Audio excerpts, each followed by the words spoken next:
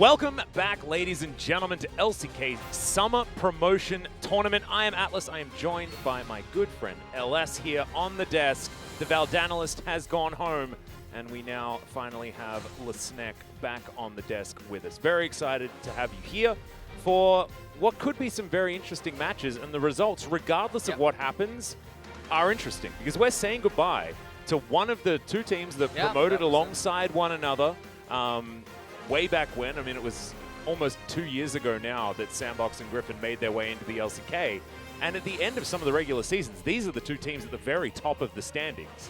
And now, fallen all the way down to the relegation tournament. This is just unprecedented. And we will be welcoming one of either Cerebral Gaming, which is led, of course, by the promotion contractor himself, Kakao, and Team Dynamics, which is, you know, Kuzan and Rich from Gen G fame, and beyond from MVP. He was in the LCK for 3 years on MVP and had some pretty standout performances throughout that time. Was never really the top tier jungler, but did have his moments. So excited to see who's going to be stepping into the LCK. Well, this is going to be interesting. So the first match that we're going to have is the promotion match. Yeah. So whoever wins that does advance. Whoever loses goes on tomorrow to play in a one more chance or last chance qualifier.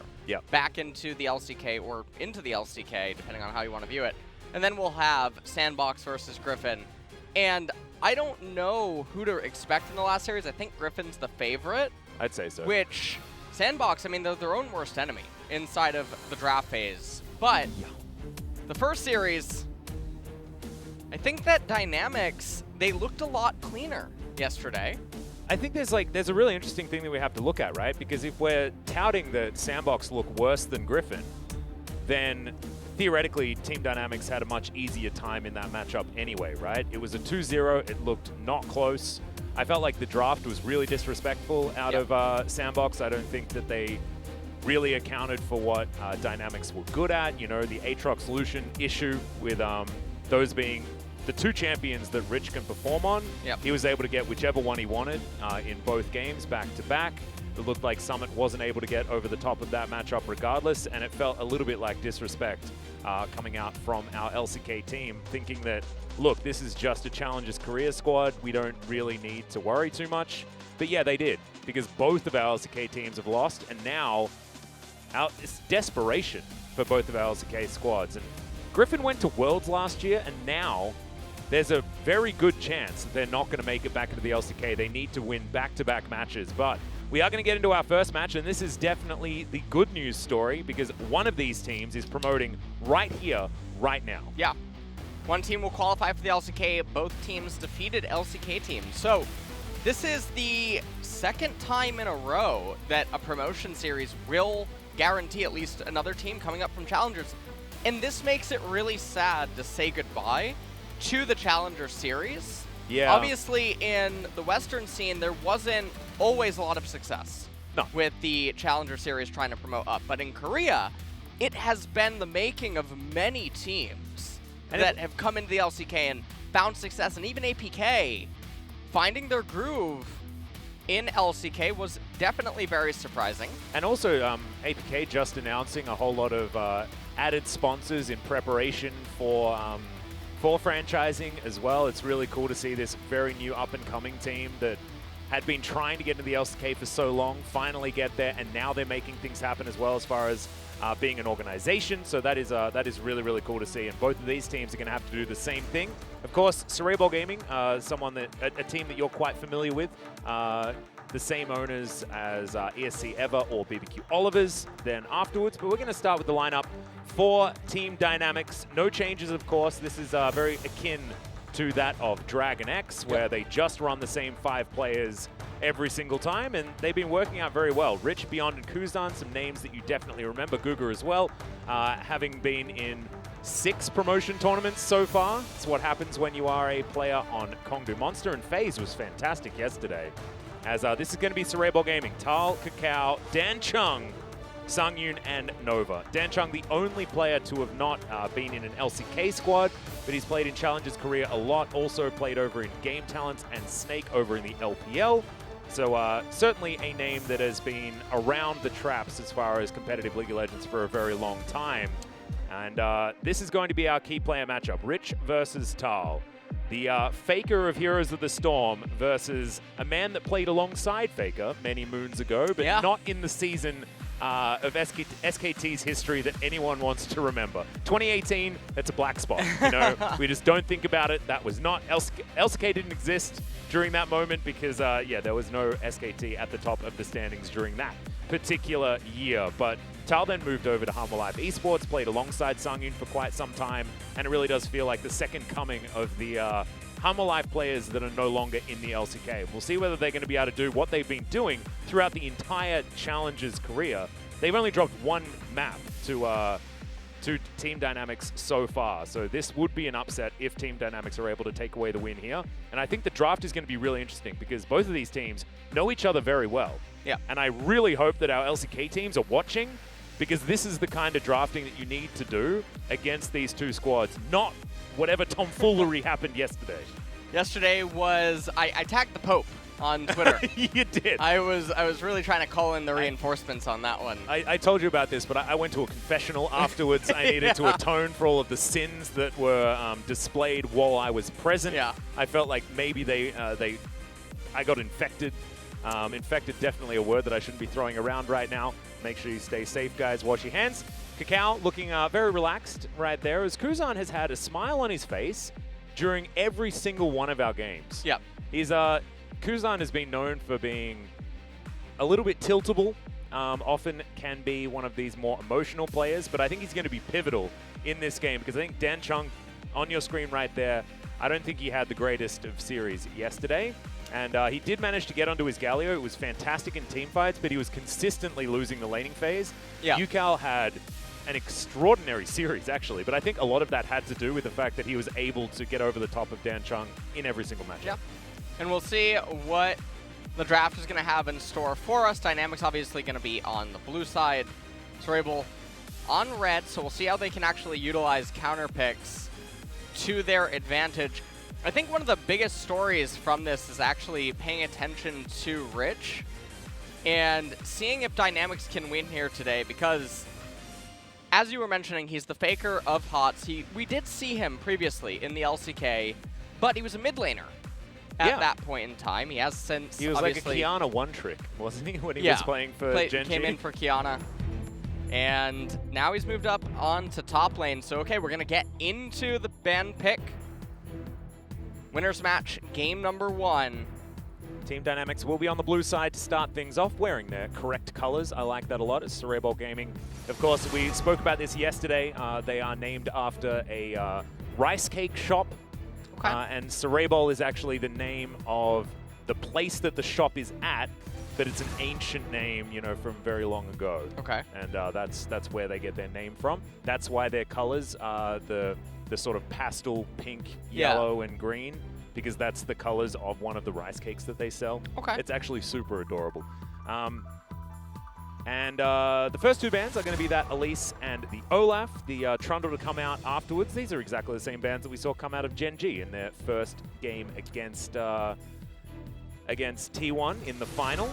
Didn't work out so well for them, but it was a first pick Graves, and this time around it's not going to be, as FaZe manages to get Aphelios again. He's currently 8-0 on this champion this season, and I don't know why. Everyone seems to think that it's totally okay giving it away because he's been very, very good. Yeah. As the Cassiopeia currently being hovered, Tal going through a few of his favorites here. Yep. And Aphelios locked in on B1. We'll see what kind of a response we can end up getting, as he's going to lock in the set. Now we're waiting to see the second champion that Cerebral is going to end up going for. Now, I'm curious to see if we would ever get any mages down in bot against the Aphelios, although Sangyun... He has been a bit of an awesome dude player in the past. They do like their dark technologies. They also really like playing Misfortune. And I believe this was the squad that played Misfortune Ashe as well. Yes. And Sangyun was definitely one of our Ashe players when he was back in the LCK. So it might be an opportunity here. We'll see whether they do decide to go for that. I think range and poke is very strong against Aphelios, especially in the early levels, as Team Dynamics are getting absolutely everything that they want right now. Rich is a two-trick. He plays Aatrox and Lucian. And he picked the Aatrox. He's picked it into set. He's feeling totally comfortable with that one. And let's see what they can do otherwise. I think Dynamics saving their mid lane pick is going to be important here. Already, there's a lot of short range and hard engage on the side of Dynamics. Rek'Sai is going to be picked up for the Vacuum answer to the Jarvan. Aphelios and Aatrox.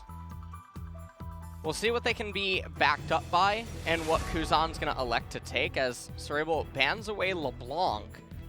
The way that it currently stands right now, the MF and the Set and the Rek'Sai are going to have a pretty good time because Dynamics only have one mode, and it's to go in. Yep. So, as things currently stand, I think that the B1 through B3 versus R1, R3 favors Cerebral here as we're moving into secondary ban phase. Syndra gets taken away as well. I think Syndra and Galio are going to be the Dynamics bans here. Almost has to be. Dancheng looked okay on the Syndra, not great, but his Galio has been fantastic, not only in this tournament, but also back in challenges. So likely to see that one go next. Cerebral thinking about what they want to take away from Kuzan, as it is the Azir. They're not going to ban the Lucian here because they feel like there is enough physical damage on Team Dynamics for them to warrant picking a mage in the mid lane, so that's why they're going to be taking away Kuzan's LeBlanc, which was fantastic yesterday, and the Azir as well to go on top of it. Zoe is standing out a lot, and I think that if Dancheng can play it, then he would want to in this composition, but it is going to be the Darius banned away, and this is assuming that Nova is once again going to be playing that support set towards the bottom side of the map. Well, see what they lock in on R4. Galio's left up, so they may as well just pick it, right? I think this is a bit of a mistake out of Team Dynamics giving this one away, unless Kuzan now has an answer, right? Because Lucian smacks the heck out of Galio in the laning phase. He could go for it if he wants to. Would be all AD. That would be all AD. Yeah, that would be all AD for Team Dynamics. That could be extremely rough. So Galio would get a lot of freedom going Seekers into Tab Eyes as Corki is being hovered. Now, Corki's pretty good. Yeah, and that's going Galio. to answer the magic damage as well. So not too bad. Means that you still have to get through that magic shield, but that is absolutely fine. You're going to be able to even out your composition. Looking right now very much like your very stock standard front to back style of composition, with Aatrox trying to do what he can to disrupt the front line and beyond there on his job, and also able to do the same thing as that's a Taric, and we are going full team fight for Team Dynamics here. And with the amount of DPS that they have in the Aphelios and the Corki, it certainly seems like a good idea, because honestly, in the late game, if Aphelios and Corki get to the item spikes that they're looking for, you only need a Cosmic Radiance amount of time to kill everyone. Yeah. And we are going to see what is going to end up happening as Camille is going to be locked in last. This was one of the classic Galio combos. Yeah. This is going to be pretty interesting, as Camille comes in as a counter pick. The amount of scaling on the side of the red team here is pretty enormous. Now, obviously, Corki and Aphelios, they do scale a lot as well. The Corki is the only saving grace on the side of Dynamics if the game goes the distance, because eventually Camille will just come online and take over. She's one of the few remaining champions that can legitimately split push. Yeah, and I actually think that choosing split push against this Dynamics comp is so incredibly smart, right? Like, they locked in the Taric, they showed their hand in, like, we want to play 5v5, and that's what we're going to commit to, and Tal just says, well, just give me a solo lane, and the Camille will be unstoppable. There is no one that can go 1v1 against her unless something goes absolutely catastrophic in the early game. So I think it's a really smart pivot out of Cerebral Gaming, and let's see whether it works out here, as this is still a legitimate teamfight comp out of Dynamics, but now there is a big spanner in the works in the form of Metal Legs herself on the top side of the map. Well, Camille, Rek'Sai, Galio, Misfortune, and Set. We'll see what they can manage to do with it. This team composition really now spikes in mid-game, but has late-game insurance. Also, as wave clear, can let Camille do what she wants to do. We'll have to see how they pilot it here. going into game number 1. Yeah, really, really cool composition out of Cerebral Gaming. We'll see whether they've thrown enough spanners in the works to get things working for them. As Team Dynamics make their way out onto the Rift. It's, of course, Corgi, so at least Kuzan has chosen the right skin. It's gone Hail of Blades as well for a bit of early power also on this Corgi. Can work out relatively well. And Kuzan did have some really good laning phases yesterday also against Fate. But he wasn't the mid laner that many of us were expecting, as Tile's just breakdancing in the grass. And Rich is just looking forward to Pacific Rim 3. Or 4. How many Pacific Rims are out at the moment? Maybe there's 2? I believe that there's 2, but a third one, I believe, is supposed to come. Well, I'm looking forward to that. Yeah, take a look at the tail. I actually almost got a dog recently, but I didn't. You didn't get your Samoyed? I did not end up getting. Yeah, I'm really sad too. I was really looking forward to that. What happened? Well, basically decided it wasn't the best time due to the fact that like summer split's obviously coming up in like a month. I think I should have more time during like the puppy months, you know. So maybe during off season. Well, I mean, you've got a month and a half. Oh, I don't think that's enough time. Yeah, I mean, they're going to be a puppy for a while, actually. Yeah. This laning phase not going great for Dan Chung so far, but it's never really been his forte. He is a team-fighting Galio through and through, and should just be able to soak a bunch of pressure here from Kuzan and do what he can. Winds of War going to be pretty good for clearing out remaining minions. And as far as early game laning phase is concerned, who do you reckon has the advantage? I'm feeling like Dynamics are going to feel pretty okay with how things are going. Yeah, I think that Dynamics are okay for the most part. We'll have to see what Kakao can manage to do here on the Rek'Sai. Does a 2-camp into his red buff, and this strikes me as a bit peculiar because there's no real gank setup unless the laners on the side of Dynamics make really big blunders. So he's going to end up using a lot of his buff duration. And the thing that I like out of Beyond is that he's taking a very economic route on the Jarvan, and this is sort of what I was meaning. The Sin. Oh, well, there's multiple flashes. It's going to work this time. Yeah, exactly right. First blood. Going over to Kakao, and he continues his rampage through the jungle. So Kuzan had flash there, didn't end up flashing away, and this is a high variance gank that it ends up working. But if Kuzan just lives there by flashing away, Jarvan's up several camps, and Kakao's just going to be quite behind. So, ends up working, and we'll see what kind of pressure they can end up getting from this, as was a cheater recall by Songyun. Ends up picking up a call, and you can see that Aphelios and Taric locked into that lane. Cerebral is going to pick up the right side Scuttle Crab. You can see that Beyond moving to the left-hand side now. He'll pick that one up. Yeah, working out pretty well so far for Cerebral Gaming. I like the cheater recalls, always something that we look for our LCK teams. Not something we always find, as we're going to have a look at Kakao's perspective as he makes his way towards this mid lane. And yeah, just able to get the knock-up, and no flash able to be used in time. That just means a dead Corki. And Corki ends up going down there. Kuzan didn't use his flash, though, so he will retain that for the next gank, or, you know, I guess Jarvan, if Jarvan would end up making his way there as well. As Beyond now coming down into bot lane. Well, and many pings, but none on the side of Cerebral Gaming. They don't know that Beyond is here, but he's channeling his back, and he's just going to go home. Dynamics get themselves a good old push here towards the bottom side. As we have a look at those stats that we were talking about earlier, this is going to be the matchup record during 2020 Spring in Challenger. Cerebral Gaming just won a lot.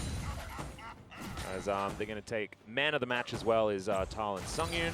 Songyun has been the player that they've been playing around in the majority of their games. And he had a good day yesterday as well. Songyun, someone that I think a lot of us have missed. Is Dan Chung going to have his back stopped for free? And Tal utilizes his hookshot very effectively in getting out of the way of any of these infernal chains. But so far, Rich he's doing okay. not exactly a man that's very good at farming, LS. This is what happens when you come from being a professional Heroes of the Storm player. It's just not a lot of farming that happens in that game. So he often falls behind. His team fighting, though, has been fantastic. So we'll look to see what he can get done there, as Tal is going to notice beyond and get the heck out of here.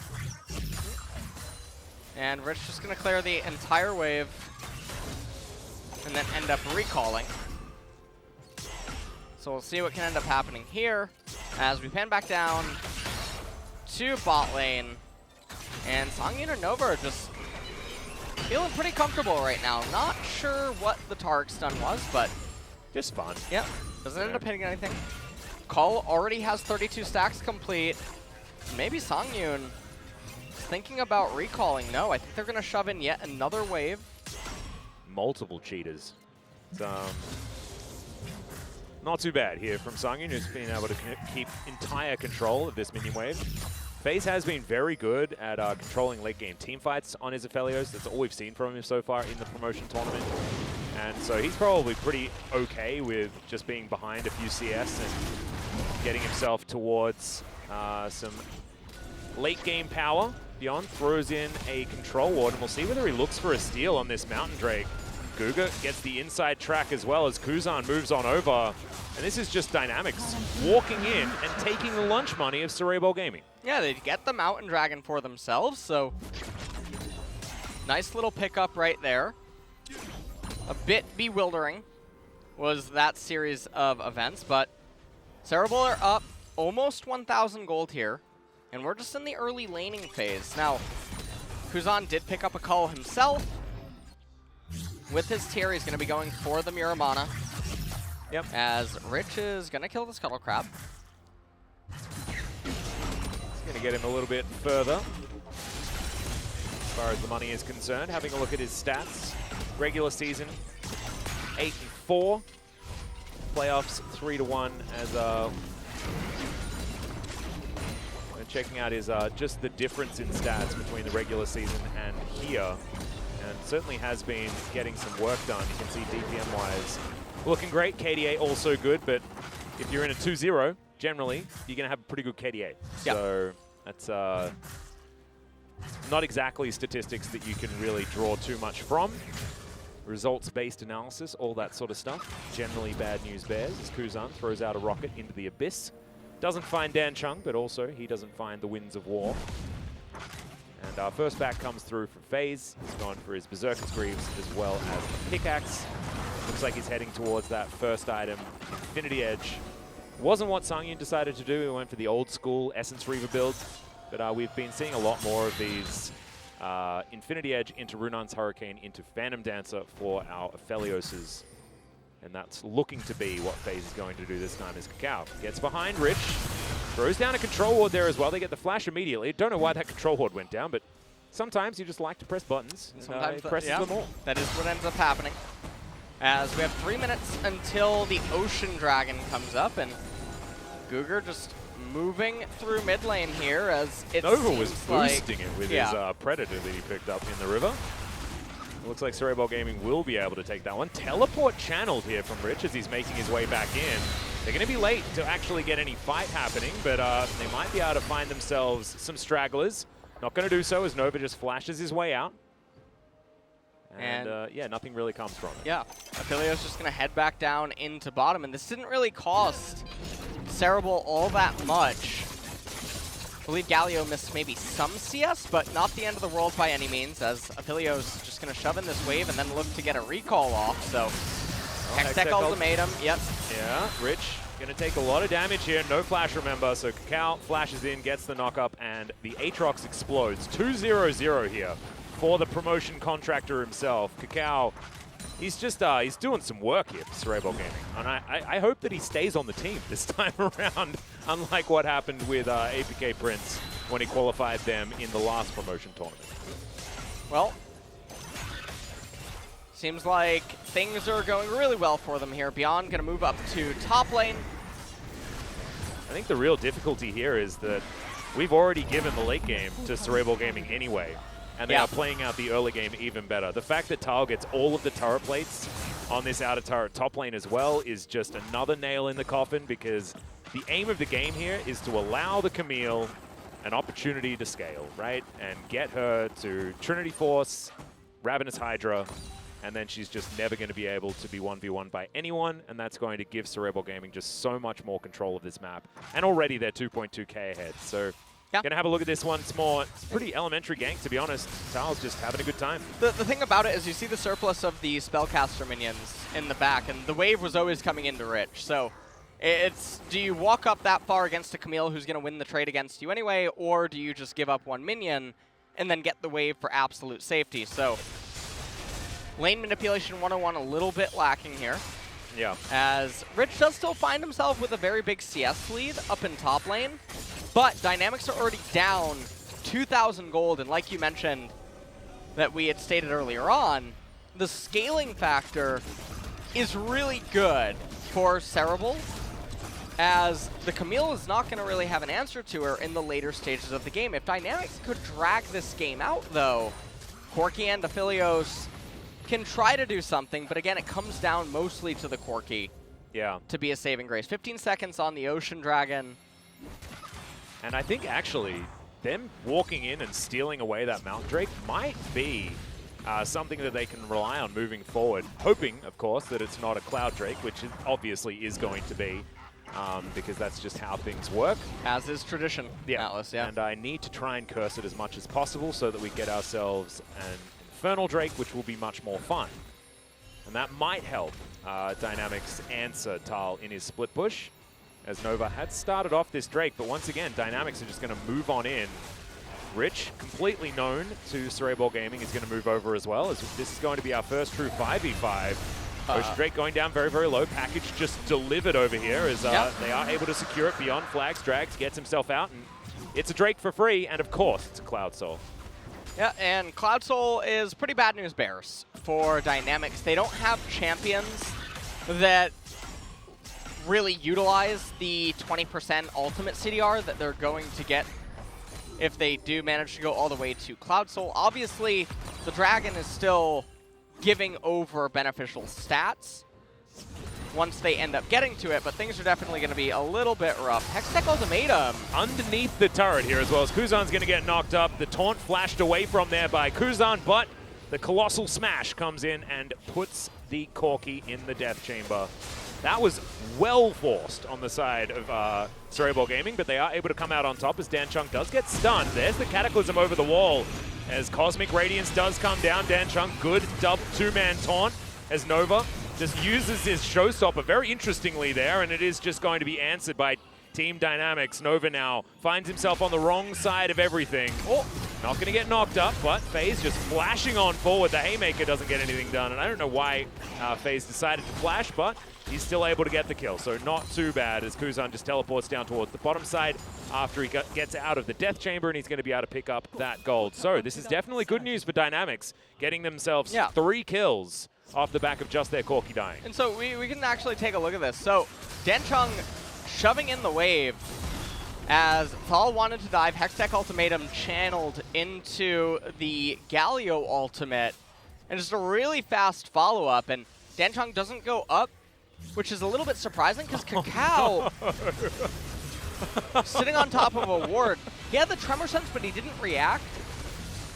And eventually Rich just able to bring him down, and then Dan Chung dying as well. Nova followed shortly thereafter, and this was a really big breath of fresh air for Dynamics. And like you pointed out, why on earth did FaZe flash?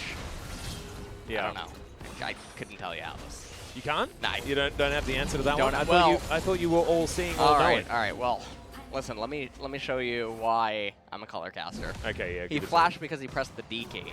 Oh, yeah, he is a Delasher, isn't he? I'll Actually, no, I found out that Wadid is a Delasher as well. So I will give I'm changing my flash to D. Yeah.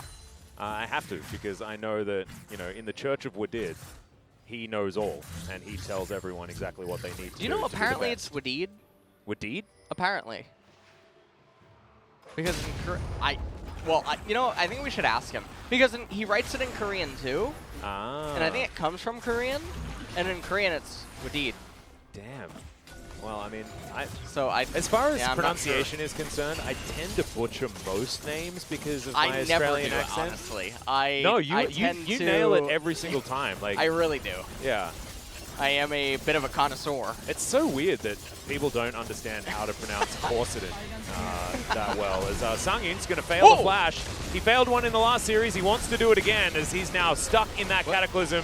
Moonlight Vigil comes down. FaZe just likes pressing buttons, guys. He really does. He didn't even get an assist on that kill. As now Rich, the Infernal Chain's doing a lot of work here. Shirley is going to get a charge on this outer turret in the mid lane, and Cerebral Gaming unable to get anything back, and they are bleeding this gold lead as Team Dynamics are taking control in this mid game. So this is definitely very worrisome for Cerebral because they were so far ahead and had such a clear-cut way to victory by just allowing the Camille to keep scaling up and then just wave clearing over and over with the Galio and the MF.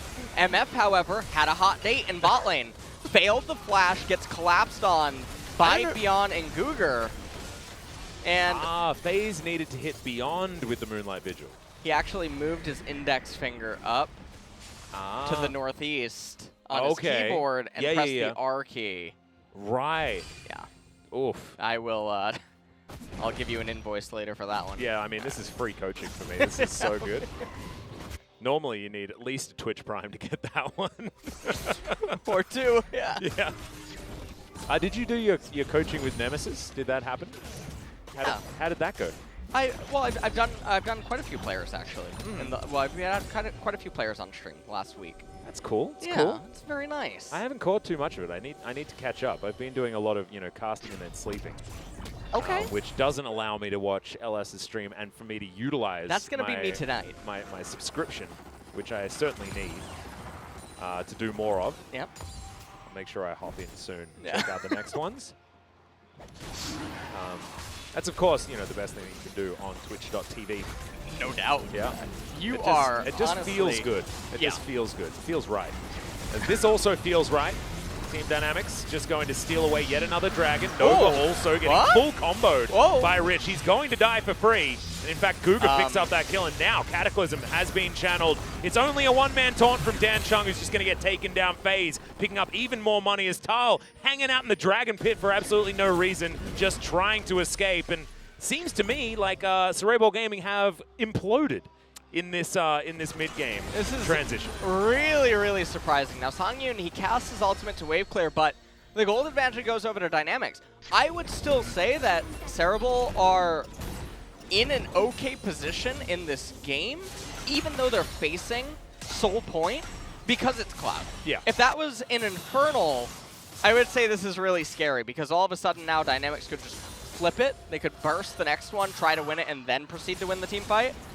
But we'll see what ends up happening. So take a look at Cacao on the right-hand side. He's doing nothing, and you can see that Tuala.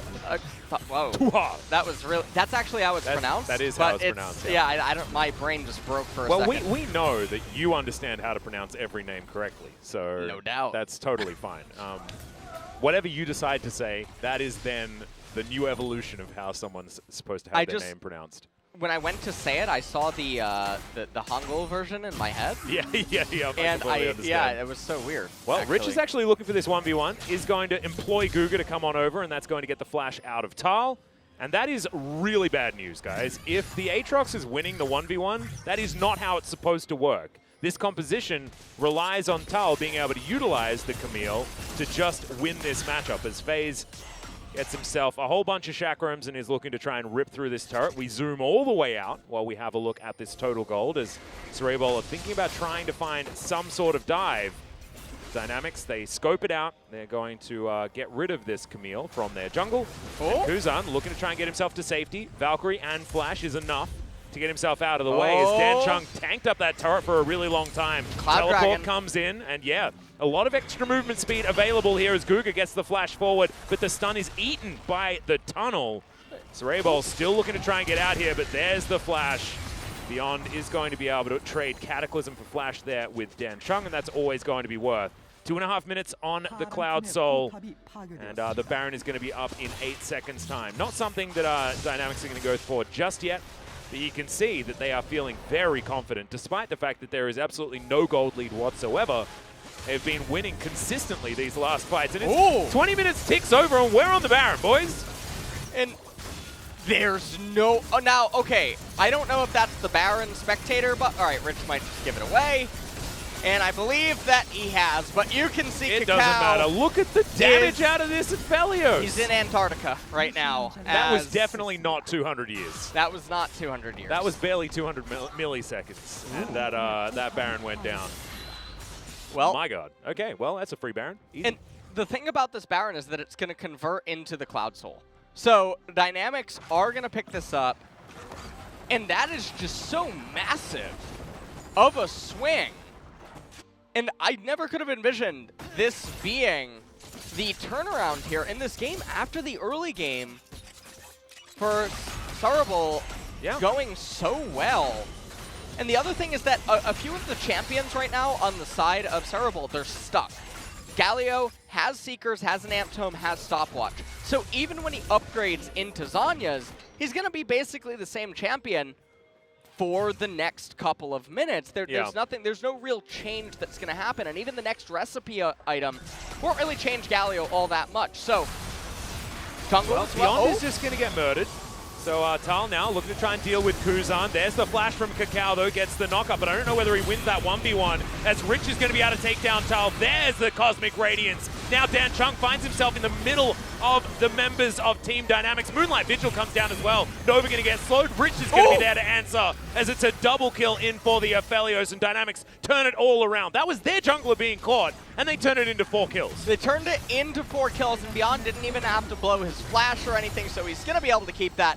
They're going to raise the mid-tier 2 turret, and they should immediately turn right back around and head towards the Cloud Soul, I would imagine, as Kuzan is going to pick up the Wolves.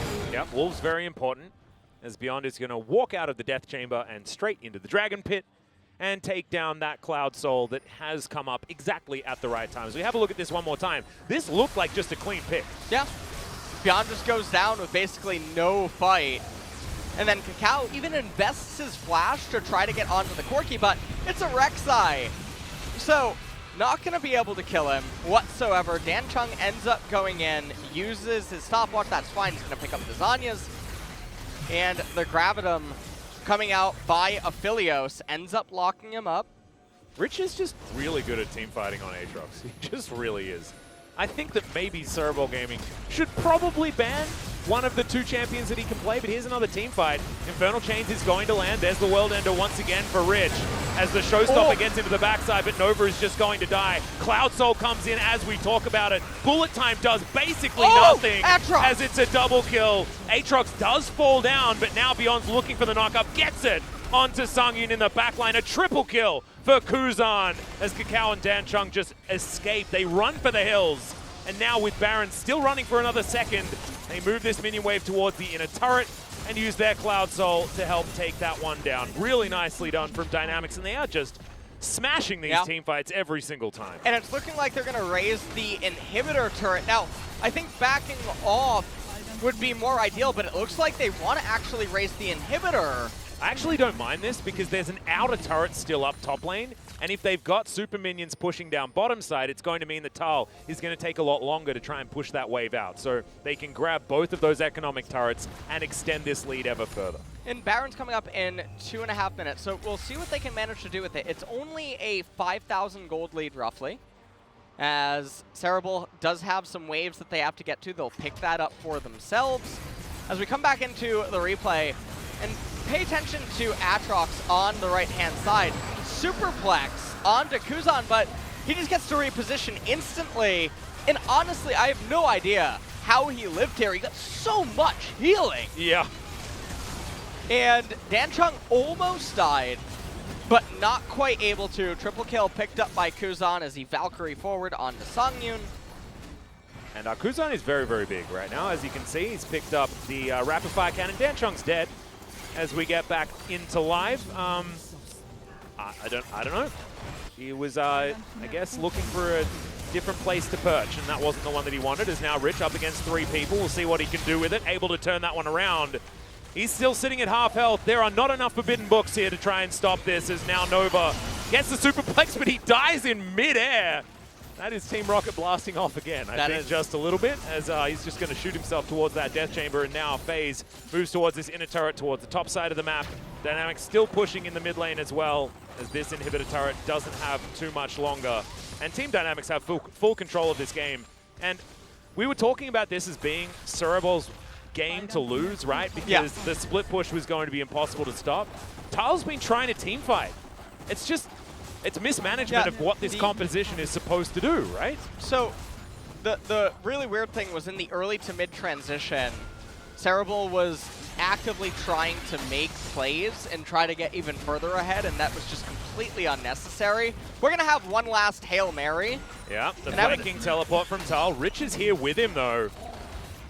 As Beyond, he's down to half health. Oh, interrupted on the hook shot, but still the heroic entrance comes down. Tal goes golden, answered by the Cosmic Radiance. Tal's going to get stunned. The Aphelios picks up the first kill. Nova going to go down as well. Kuzan grabs that. Tal now trying to run away. And this, ladies and gentlemen, is the end of the game. Kuzan's going to chase after, try and get another one. Rich picks up the kill onto Sangyun. There is only Kakao alive. And Team Dynamics will win game number 1 in pretty fast fashion. Honestly, this felt like just another day in the office for this team, despite the fact that Cerebral did have, in the draft, a clear way of winning. It didn't matter. 9,000 gold to the lead at the end. 26 minutes after a 20-minute Baron was taken down. All looked too easy for Dynamics. And Dynamics are one game away from getting into the LCK. Yeah. So this is a really clutch moment for them. As it currently stands, if I could give an MVP to anyone in that game, I would definitely give it over to Rich. Me too. Up there in top lane. But I think, like, this is so hard, right? Because when a player's biggest weakness is their champion pool, like, Rich is a fantastic Aatrox player, but, like, why isn't it banned? Why aren't they picking it away? Like, why aren't they trying to take control of this draft? I really don't understand. I think that this is the same issue that happened to Sandbox as well. I mean, they let through the Aphelios. Now he's 9-0 on the Aphelios pick phase. Hasn't been forced into playing anything else throughout this entire tournament. Yep.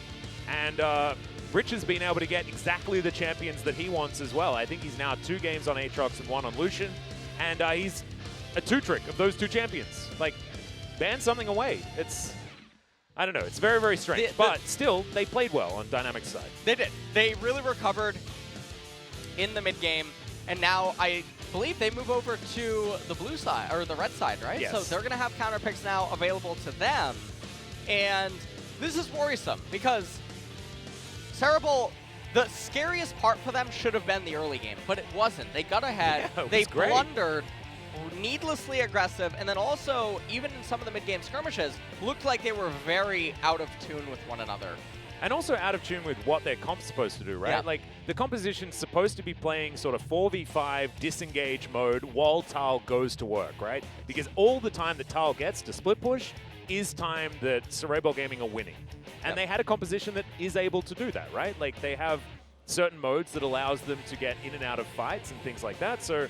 I don't know, man. It just seemed like they didn't understand how this composition was supposed to work. I think we've spoken about this in the past where it's difficult to play some of these split-pushing comps, but it just didn't quite work out. As we're going to check out some of these highlights.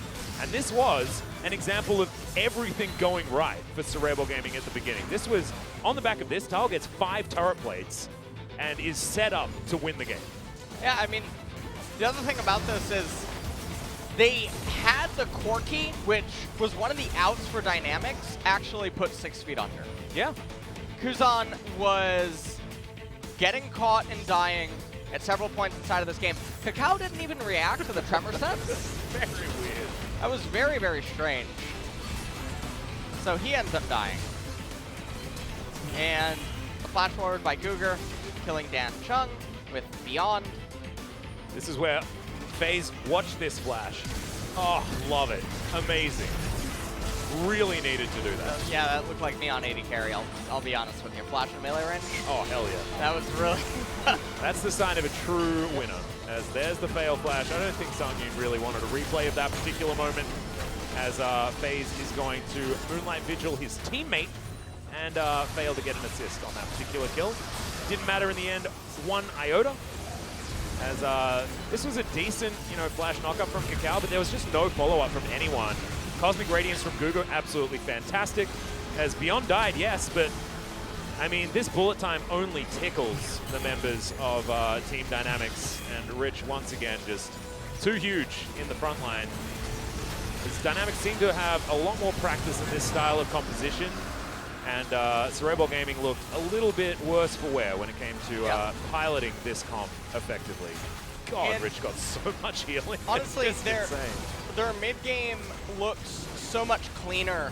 And not just in this game, but also in the series from yesterday that they ended up playing. Yeah. This is really looking like Dynamic might just take it away 2-0. Well, we'll see whether they do as we have a listen in. We'll see how easy they thought this game was. That was like a Magikarp used Flash on the Camille. Or Magikarp used Splash, sorry. Yep. Go forward, go forward, go forward. End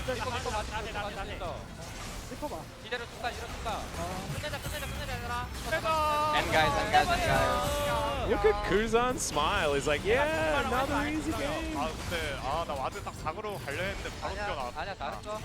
와드를 안 막아도 그냥 쓰고 있어, 옆에. 거기. 그냥 있어. 그거 조심해야 돼. 플래시 방어. Apparently, they said, I tried to ward and they just showed up. Sorry. And then they just win the game. Some adorable bees come out as well as we have a look at the damage graph.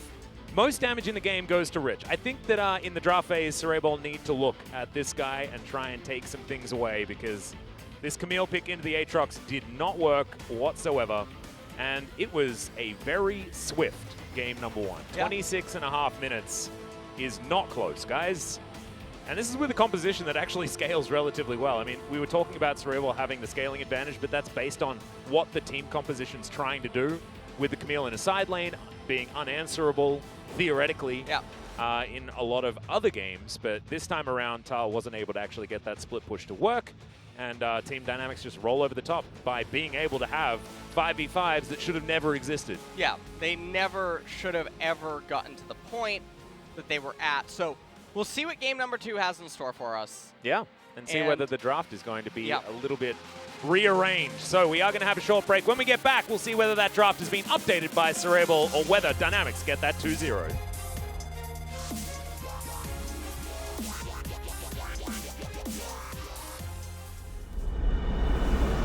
얘들아 승용보 올려라. 머리 매너. 헤이 TFT 모바일 도동 동작. 또로로로 갤럭시 푸동 동작. 헤이 TFT 모바일 도동 동작. 또로로로 갤럭시 푸동 동작. 또 떨어져 허구와 날라다타. 여긴 갤럭시 너의 자식 얼럭키다. 너의 두뇌 그래서 타지 않아. 21세기 네 전략 이제 전략 부르르. 능지 차이 나는 널 능지 처참히. 롤 아재 롤린 이돌 롤린 인더들. 자 이제 누나 막간 따마 회전 초밥. 뒤집개로 뒤집어라 레디 셋. TFT 모바일 도동 동작. 또로로로 갤럭시 푸동 동작. TFT 모바일 도동 동작. 또로로로 갤럭시 푸동 동작. 라이어가 멋이 도동 동작. TFT 모바일 푸동 동작. 온유월 서리 가득 찰로 동작. 또로로로 갤럭시 푸동 동작. 하다 현타 푸동 동작. TFT 갤럭시 푸동 동작. 유체 뉴 시너지 전설 등장. 멋이 팬치 우주 푸동 동작. 리그 오브 레전드 전략 게임 TFT 모바일 푸동 동작.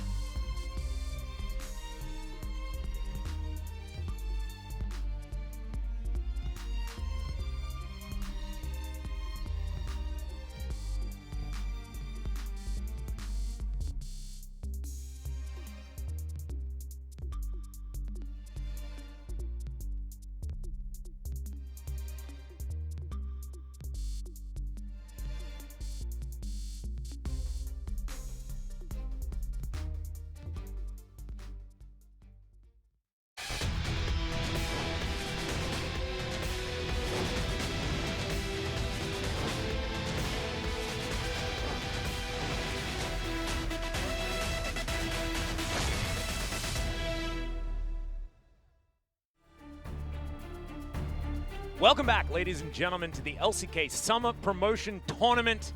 I'm Atlas, joined by LS as Team Dynamics take down Cerebral Gaming. It's very difficult for me to pronounce. I'm not going to lie to you guys. It is very difficult. But maybe we won't need to say the name for too much longer because Team Dynamics looked really good in game number 1, and they might be able to do it again in game 2.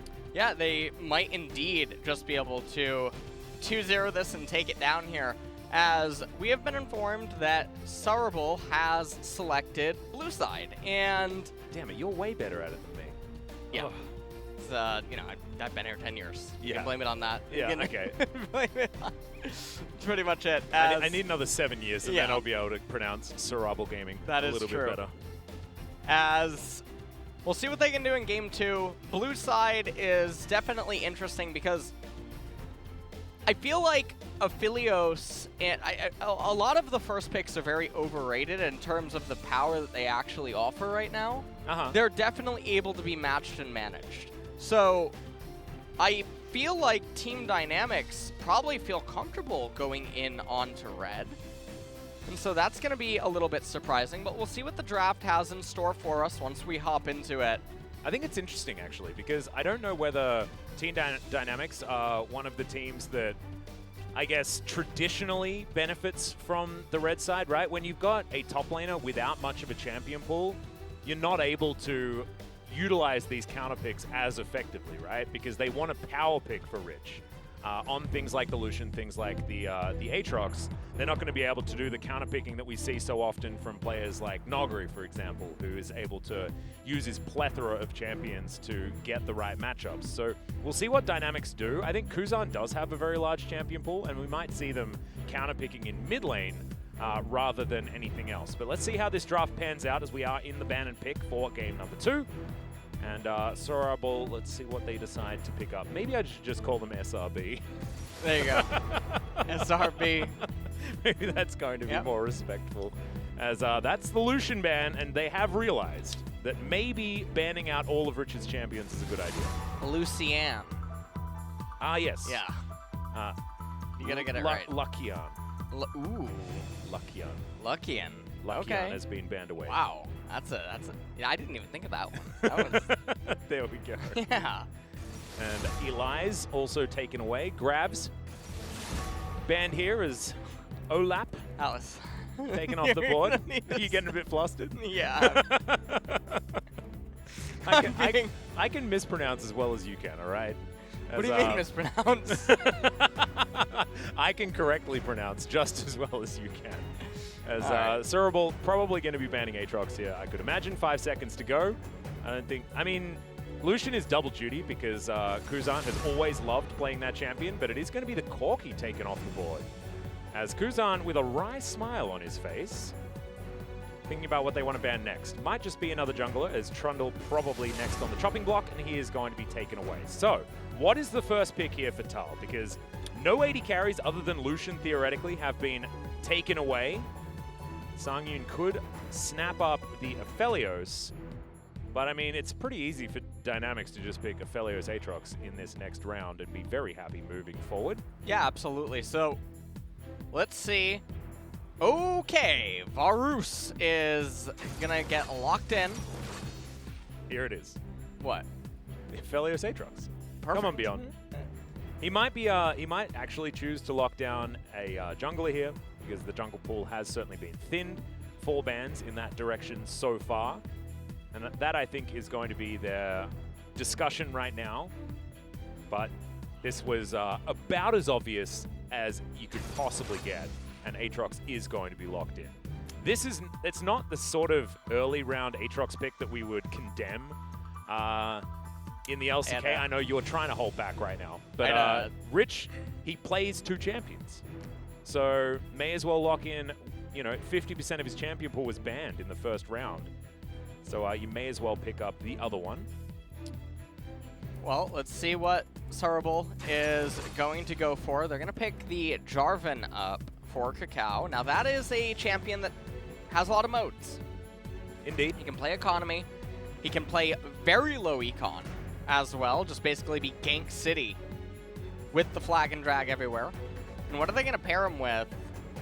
And also, is this going to be lethality, Varus, as Mordekaiser comes in? Now, the Aatrox versus Mordekaiser matchup can definitely snowball out of control, but we don't know if the Aatrox could just be pivoted into mid lane, as Sejuani now being picked up by Dynamics, and they're already off to a start where they have a lot of scaling. However, if that Varus is a poke Varus, and a control mage comes out on B4-B5 for Surable, things do get very, very problematic, because Dynamics, once again, their champions have to go in. They're going to be melee. And this is really reminding me of the TSM vs FlyQuest series, where TSM opened R1, R2 Aphelios Aatrox. I had a 3-hour video showing why that was not good. Showing why that R1, R2 belongs in a garbage facility. Yeah, facility. Yeah, okay. We did explain why Dynamics did this. It was extraordinarily obvious that it was going to come down, and it's just based on comfort. And speaking of comfort, Dan Chung has none of his comfort picks. He's played 2 games of the Syndra, 2 games of the Galio so far, and he's 1-1 on both of them. But now he's going to have to dig deep and find something else. Taric and the Yuumi taken away from Guga. And it's likely that we do see a support pickup here, unless Kuzan wants to just grab something right out of the gate.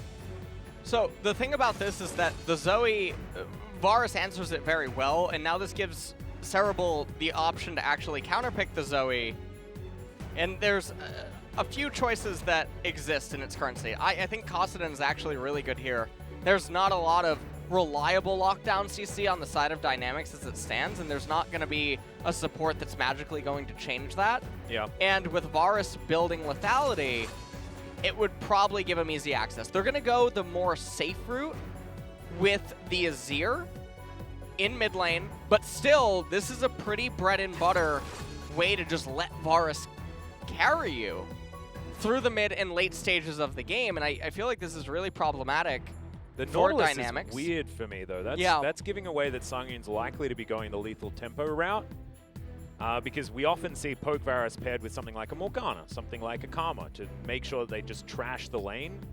But that is not what Nautilus does at all, as Guga is going to lock away the set. Somehow set falls to the final pick on red side, and that is going to be the support choice here, as we'll see how it's going to work out.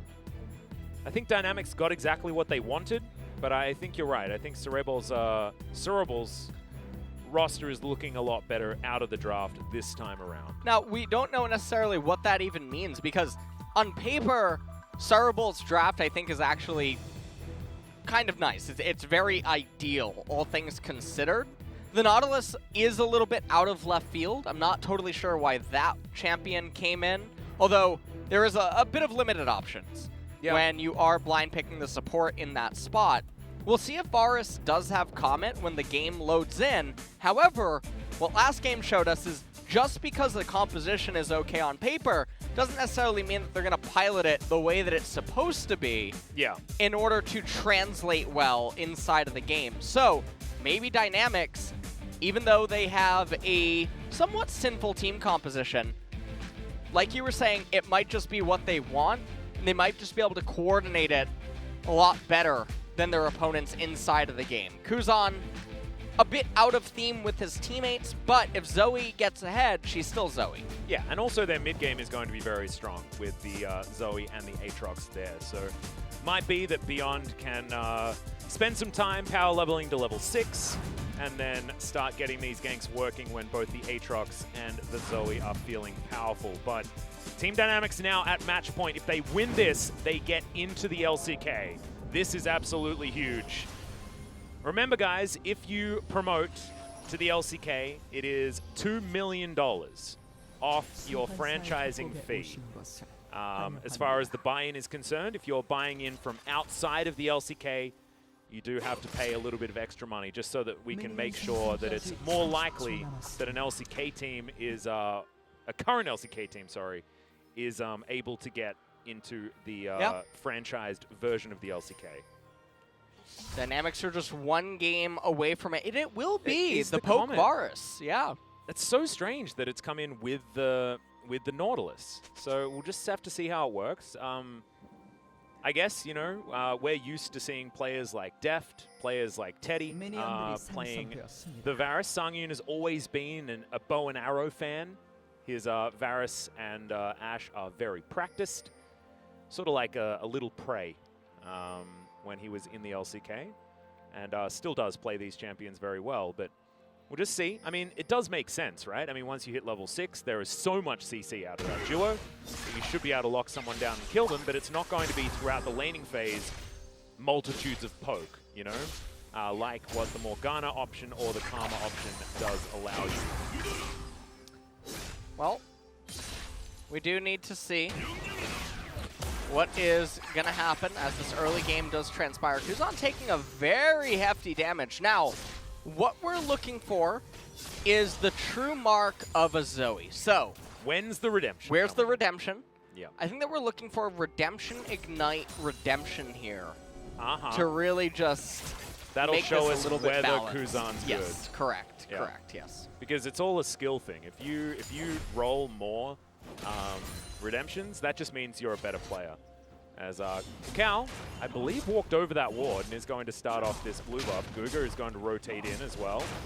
Gets that ward down, knows exactly what's going on, but Nova gets the inside track. Kuzan trying to come over, but Danchung gets his ward down, and this is just going to be the steal of the blue. Blue buff on the other side of the map still available, but it looks like Kakao is just going to be able to walk back. So a 3-buff start for Kakao. Definitely good news for him. As our Moonshot comes in, FaZe gets some free damage onto Nova. And Death's Grasp landing here, as we haven't really had a look at the top side. This was Tal's choice into the Aatrox, as Rich is actually having a decent time in this lane thus far. And with this priority, I mean, he has two options. He can either invade with the Sejuani and try to go for the blue buff and help her out, or alternatively, could have just done a cheater recall, picked up a call for himself. He's going to place the very standard ward that gives vision onto the Gromp before just returning back up to top lane.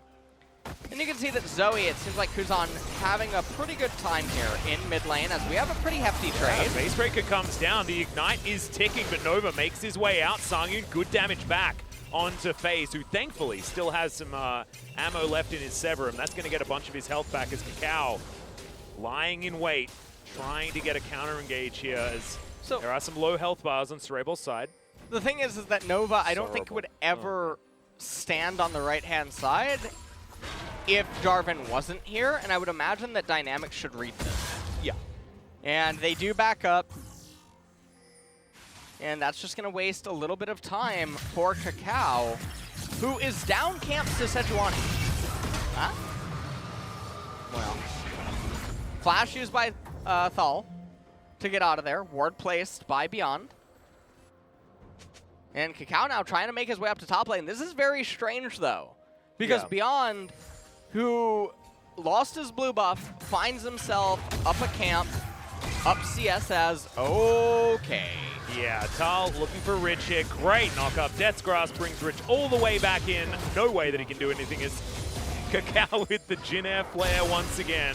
And Nova max range on the dredge line as Kuzan taking a lot of damage, but lands the Trouble Bubble onto Danchung, and that's going to mean a lot less damage that he has to deal with. Holds onto his heal and his flash. And Nova just trying to help Danchung get the crash on the wave. Kuzan is going to surrender it. And the wave does go into the turret. That's going to be a barrier picked up by the Zoe. Gugar here as well to help shove out. Yep. As Kuzan very low in the HP department. Now, even though Aatrox died... Yeah. Hanjo. I'm going. Good flash. Yep. From Kakao. 나이스! So, I believe, so we heard Kakao's audio. I think one of the things about him is that he plays with his teammates muted. I think that's the thing, yeah. I believe he doesn't play with on voice. That's really weird. No, I don't maybe G-Sun can give us confirmation. It might. Yeah. Oh, maybe just muted game audio is what G-Sun's saying, G-Sun, which yeah. is very weird. I've heard he plays muted. Huh. I've heard that he does not. I mean, he keeps his mic open, Yeah. but does not actually have his audio from teammates on. Well, that is certainly strange. I don't know how that could ever be an advantage, but maybe just doesn't want the distraction. Maybe it likens it to solo queue for Maybe. him, where he feels in the zone more with the game than anything else, but I don't know. Can do some research on that if we end up going to a game number 3, hopefully, as Dynamics.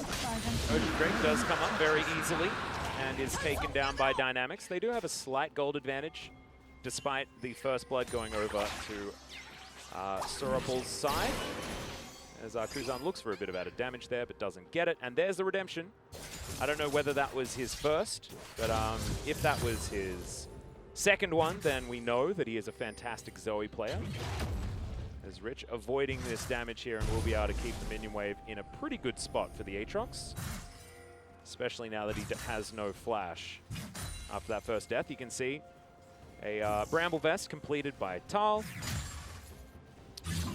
That will help Tal out in this lane very effectively, being able to deny the healing of the Aatrox. Yeah, and they still have the redemption. Now, the Cloud Dragon coming up second does mean that no matter what, we will have an exciting Drake. Yeah. So looking forward to seeing what that would be. If you're Dynamics, you want an Infernal to roll. As Kuzan whiffing on the trade a little bit. Yep. Trying to bait Dan Chung into something. Doesn't work out there. Now lurking on the top side of the map yet again. There's a cheeky little ward here in this brush that should give Rich an opportunity to understand what's going on here. Still just trying to taunt Kakao. He knows that Beyond is here. As once again, Kakao waiting in the brush, but he just walks in and face checks. There's the Death Realm that goes down. So see what Rich can actually do here. Beyond's going to move on in. World Ender comes down, but Rich should still be dead. No! Moves underneath the turret. Will survive for the meantime. And Beyond gets himself away as well. Dan Chung rotates up, but is unable to actually impact the fight. That was very weird. He had a ward. Yeah. Is there a vision bug and we don't know about it, or what? Yeah, I think it was like, it was a bait play or something like that, but very odd to say the least. And, okay, so. What? Oh my god, he can't see him. The ward's outside the brush, but I believe it's transparent, so I don't understand. Oh, wow. Okay, well all right, that now makes a lot of sense. So he sensed that maybe something was up, walks into the brush. Yeah. And Beyond almost able to turn it around, but not quite. Well, we were casting that, assuming that there was actually vision, as you can see the ward's dead now. I think it was just slightly outside of the brush. So I think G-Sun might update us on exactly what did happen.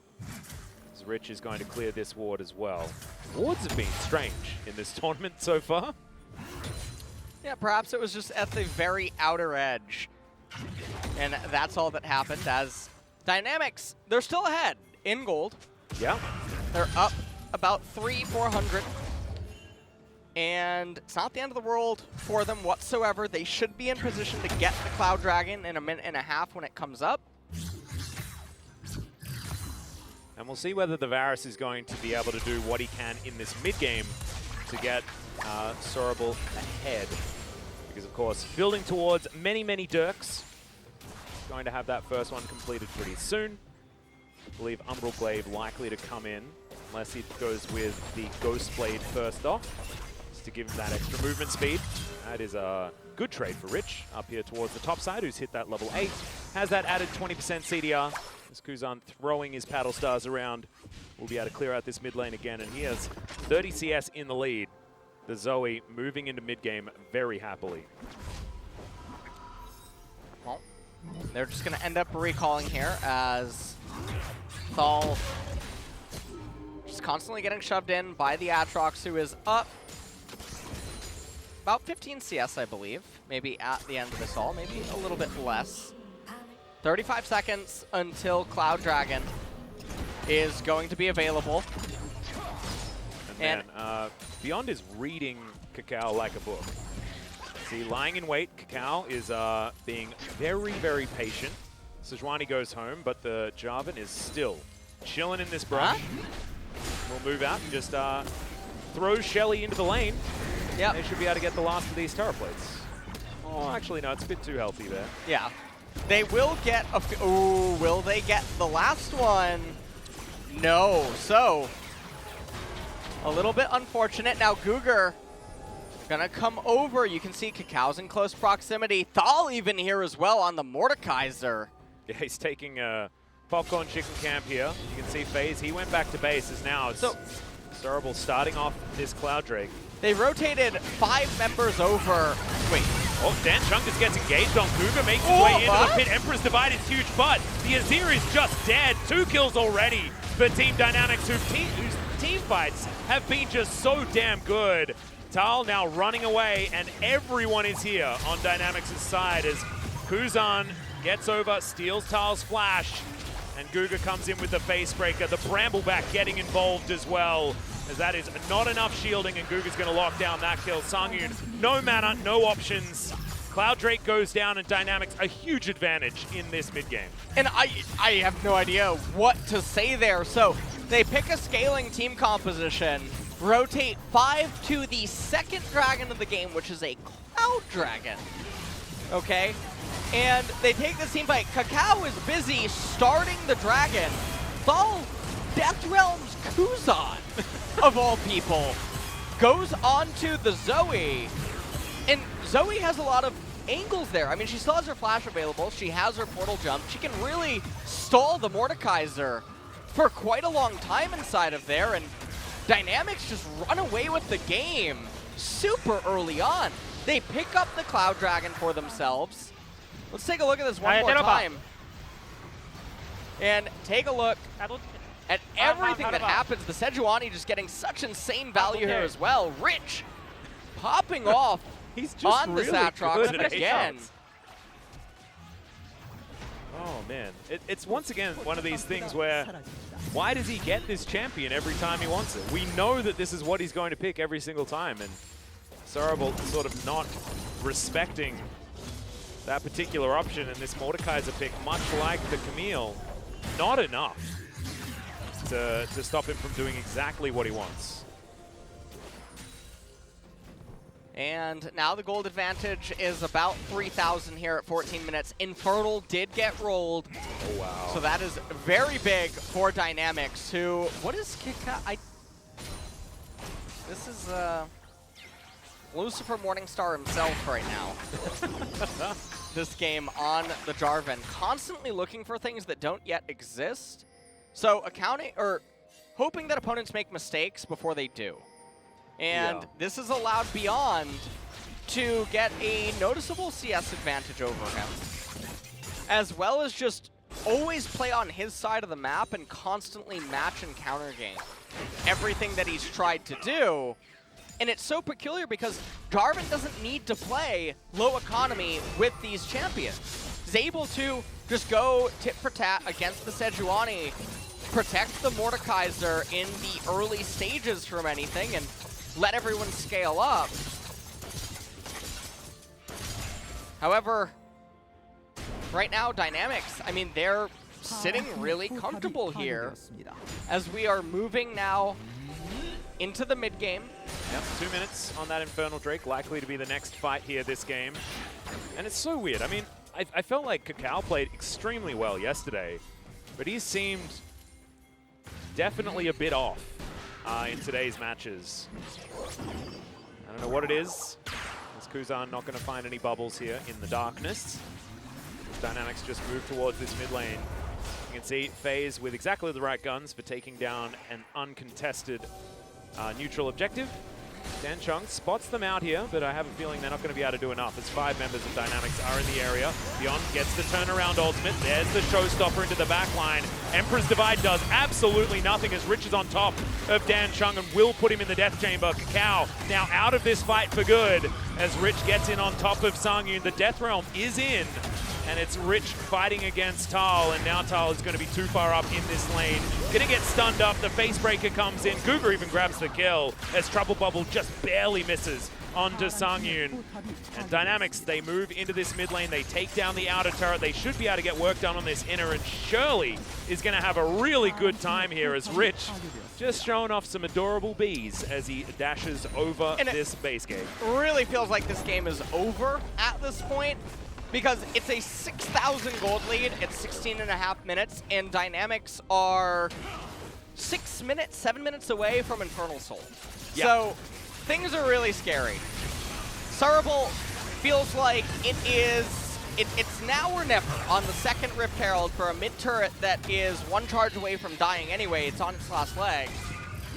And apparently it was imperative that they try to defend this, and then Dynamics says thank you very much for feeling obliged to take this team fight as they reward them by killing several and then raising 2 turrets. So, and now it's 5,000 gold lead, a little bit more than that. 12 seconds until that Infernal Drake does come up. And I think Cerebral have one more chance for a team fight, and taking down Rich immediately is a good idea. World Ender has been procced here as stopwatch used by Kakao. Phase down very, very low as Kuzan. It's now up to him to try and get damage because the Infernal Drake has just spawned and Rich and FaZe are very low. now Rich does have the Ocean Dragon, and you can see he's trying to heal up off the Wolf Camp. Yeah, he has Death's Dance as well, so that's going to help. It's all about Zoe here and what she can do. Oh, well, there's the showstopper into the backline. Guga maybe going a little bit too early, but the Haymaker keeps him alive. Dan Chung picks up that first kill, but now he's taken down very low. Rich once again with a fantastic team fight. Kakao, Permafrost taken down. Tal's gonna die just off the back end, and Dynamics looks like they just can't lose team fights today. No, they can't.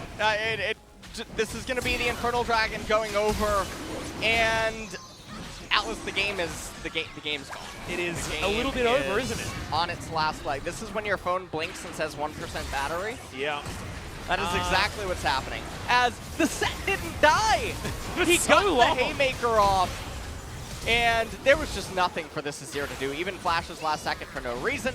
Beyond locks up Kakao. Thal goes down. 나이스! 똥 먹고 나 미드 라인 밀어놓을게. I'm gonna eat dragon and then push mid line. Yep. Yep. Sounded a little bit like a song. I liked it though. And this is going to be Dynamics even further ahead. Over 7,000 gold now is their lead. 4.5 minutes until that Infernal Soul is there, but I have a feeling this game may not even have 4.5 minutes left in it. As a lead this big at 19 minutes, this game is accelerated like crazy for Dynamics. Yeah, I have no idea what Cerebral could even hope to accomplish right now, because you also have Build-A-Bear Workshop on Mordekaiser this game. Yeah. So he's not even a champion. He has Bramble Vest and he has Proto Belt, which is doing nothing against Dynamics right now. Aphelios has done the least damage in the game. You leave him alone. Close to least damage in the game. As Nova has unfortunately dropped the ball. He missed the cannon. Yeah.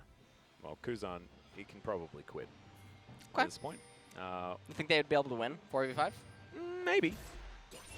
Kuzan has actually been playing well in team fights, so probably not. 1-0 and 6 now on the Zoe. Had a good performance. Also has been playing a lot of different champions so far in this particular promotion tournament.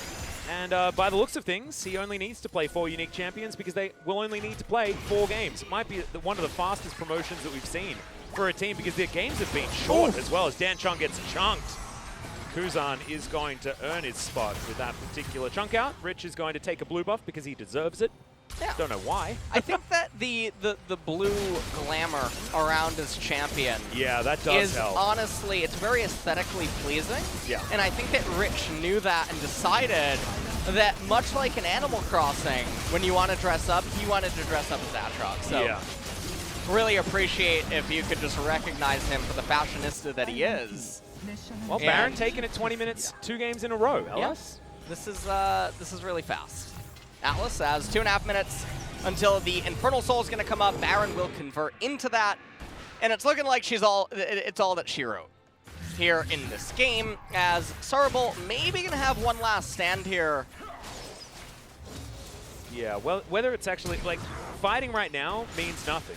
They trade Flash for Umbral Dash, and now Rich is just spamming his little B emote.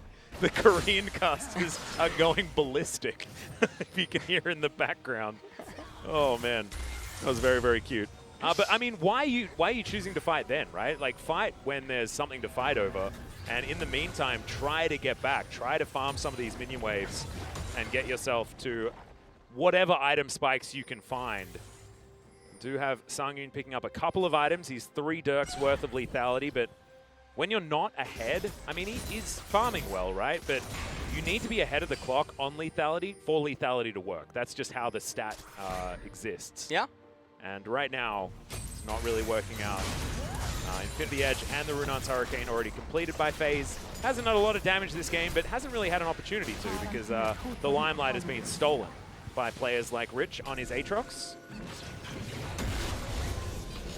And now at this point, it looks like Dynamics are just slowly closing in. As 1 minute until the Infernal Soul. We'll see if a team fight breaks out with the Baron buff still persisting, we could just see the end of the game. Okay! Oh, wow, Sangyun has to cleanse to avoid that trouble bubble. And the Banshee's Veil is what he's going to get for his trouble. This inhibitor going to be taken down. 40 seconds until that Infernal Soul is going to be there. We'll see whether Dynamics move back to collect that one. The last-ditch team fight is going to be happening now as Tal has teleported behind Dynamics, but there's a control ward there. He's just been met as he throws down the Death Realm. Now the rest of Dynamics are going to have to try and see what they can do. Beyond is there in the Death Realm with him, but look at the damage. The Showstopper gets Cougar into the backline. 3-man Facebreaker. Immediate double kill from FaZe, as this will just be the end of the game. Kuzan flashing forward. Dan Chung down very low as he has to sit on his fountain now. And Dynamics speedrunning the promotion tournament. This is likely a 24-minute victory, maybe not even that, as the next Nexus turret is going to go down. Rich flashing on top of Sangyun, who has to flash to his fountain.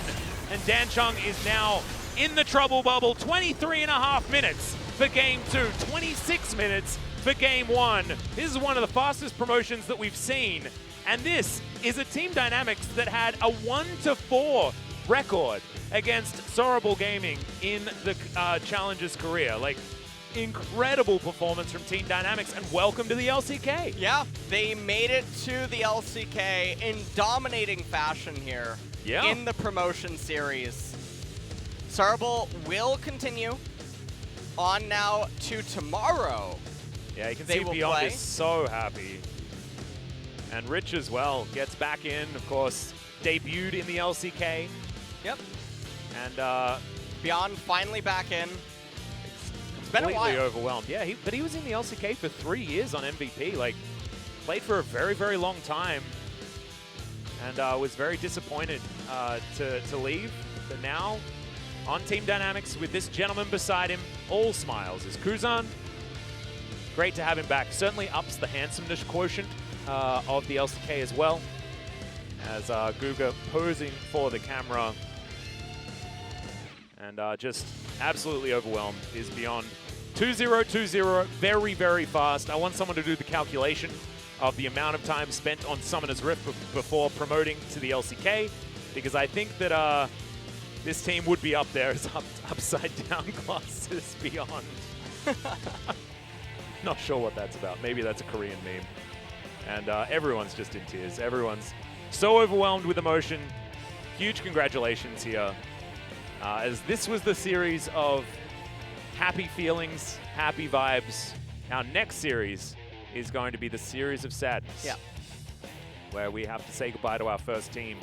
And it will be one of our LCK squads. FaZe there, the rookie of this team. And he's had a good performance. Yes, it was a bit of a meme that he didn't do very much damage at the beginning of the game, but all of his other games were very good. The thing is Griffin in the next series going to get roosted by the Sandbox? Yeah. That is the big question. This is the thing. I don't know. I feel like anything could happen in that series, to be honest. Our first day was very strange with our Korean teams, but Griffin looked like they should have been able to win. But now that Dynamics has so easily taken down Cerebral Gaming, maybe that means better things for Sandbox, because Sandbox were absolutely crushed by that team, but so was Cerebral Gaming. And the thing is that it's do or die for both of these teams. Sandbox obviously have a tendency to do some unholy things inside of the games. Yes. We'll see what roster they're going to end up fielding, as well as we would expect Summit to come out. On the flip side for Griffin, we'll see who ends up coming out in top lane. Yeah. I think that's obviously a big question for a lot of the viewers. And Sword was targeted in their series against Cerebral Gaming, and that was actually why they lost. In game number 1, he got the on. He was doing his weird and wonderful backwards ultimates to try and deny the Unbreakable. That was pretty cute, and they won that series very easily. Whereas the next matches, where he was just insisting on playing Mordekaiser over and over again, it did not work out. Yeah. So we've seen Mordekaiser be a bit of a trap card for the majority of our teams here in the promotion tournament thus far. As Rich definitely for me gets MVP of the series. Yep. Maybe even MVP of the tournament, to be honest. Because he plays the champions that he's good at, but damn is he good at them. Very controlled Aatrox performance out by him. And Dynamics must be feeling pretty good Oh, hell yeah. after today. So they will have about a month and a half until LCK Summer resumes. Yeah. And we'll see what they can end up doing there. As these were just the really miraculous rotations by Cerebral in the game. Miraculous is a very interesting way of describing it. It's an antonym. Yeah, Rich used the Death's Grasp to taxi himself into position. That was actually really cool. I don't know whether he did it on purpose, but he did it, and it looked pretty cool. As by this stage, guys, the game was over. Even though Guga gets taken down at the beginning of this fight, he survives for way longer than he should, and the rest of his team was there to pick everything else up. Well, this does mean that we are... Well, okay, we'll pay attention, we'll listen in on this fight. 밀었어. 무대 안 보인다. 박스. 노틸 노플. 야 무대 테리스도 있어야 모델 무대. 디테일, 모델 디테일. 모델 공 박았어, 공 박았어. 모델 나 내려갔어, 나 야, 괜찮아. 천천히 싸움 보자. 난 괜찮아, 난 괜찮아. 어. 야, 여기 들어갈 줄 알게 나. 모델 나온다 이제. 나 거기 가봐. 와봐. 싸움 봐. Man, Guga. 나이스, 군대봐. 나이스! That was 나 바텀 라인 good. 미드 라인. 미드 밀어서 이거 바텀이랑 같이 들어가자. 오케이. 야, 나 집 갔다 안전하게 텔 타고 올게. 라인에 텔 타줘, 라인에. 안 타도 될 때. 일단 아래 거 먼저. 이거 그냥 여기서 스피 봐가지고 아니다. 위에 거 때려. 위에 거 때릴게. 타워 치면 끝나, 우리. 넥서스. 야, SK 가자! Even I knew that one. That was LCK, let's go. And that's exactly where they're going. Congratulations to Team Dynamics. Sungyun did a fair bit of damage that game, but I think that the Varus was honestly pretty forgettable. 3.7k. He still did less damage than everybody else in his team. Oh, that Aphelios damage is not very much, but it didn't really matter because Cruzon was doing a lot of work, and he managed to pick up that double kill at the end. One of the things I want to highlight here is this is actually an example of a team composition. Varus with his long range, Azir with the long range. It's very hard for Aphelios to get in and do things. Yeah. And these are very obvious weaknesses that the champion has, that team compositions can actually be molded in order to neutralize them in the pick ban. Yeah. And I don't think that we see it enough, and it actually makes me a little bit sad because it makes me question, were the nerfs even really necessary, or did people just not play learn around to it effectively. play around and neuter him the way that he can be inside the draft gates? Because we've seen it time and time again. I mean, globally. T1 did it, and G2 did it in their finals, right? They did it in different ways, but they... Let's not talk about Fnatic. I mean, they allowed the Aphelios to go through and then absolutely slaughtered it in every single game. That's exactly how that worked. So we are going to go to an interview, though, so here is Jisum with the translation. congratulations on the win and promoting to the LCK. First, I want to hear you from the coach of Team Dynamics. You looked really emotional and happy. Yeah, I'm super happy that we made it. And this was like the last opportunity for us after the 3 consecutive challenge, and you know there are a lot of players and a lot of stories, so we really wanted to make it happen.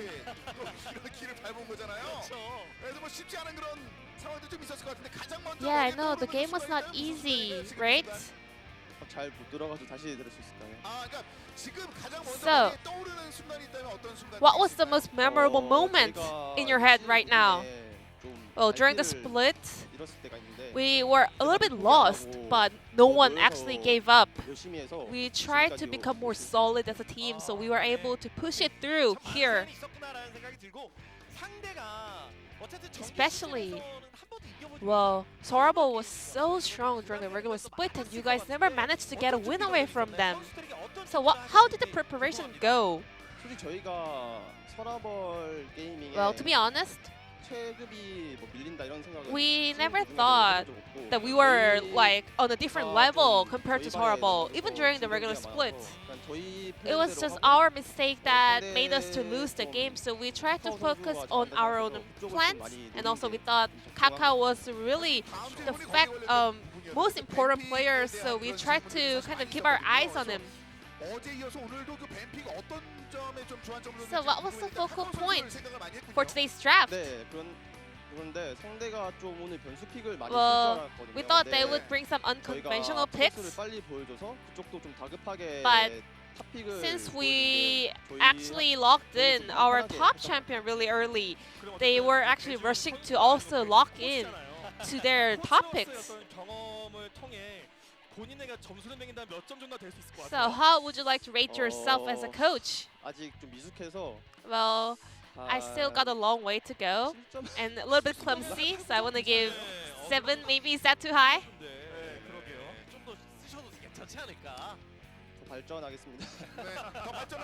I will keep working and keep improving. The god of Aatrox, Reach!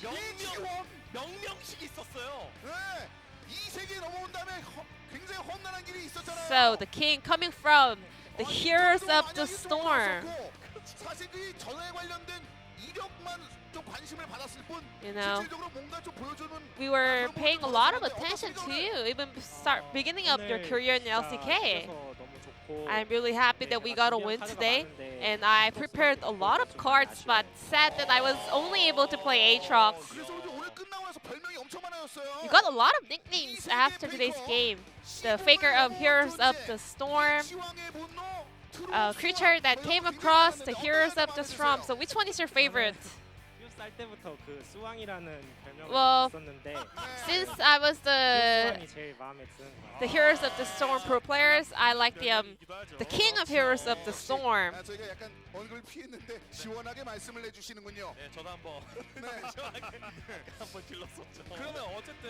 So, you rose up to top lane, and this was a very successful run. Well, I was bad at mage champions, that was the main reason. And Dynamics also contacted me, offering me a good opportunity. So you're heading to the LCK and you'll be facing a lot of different teams. So is that a team that you really want to face against? Genji? Because I'm from Genji, so yeah, I just want to have a good match against them.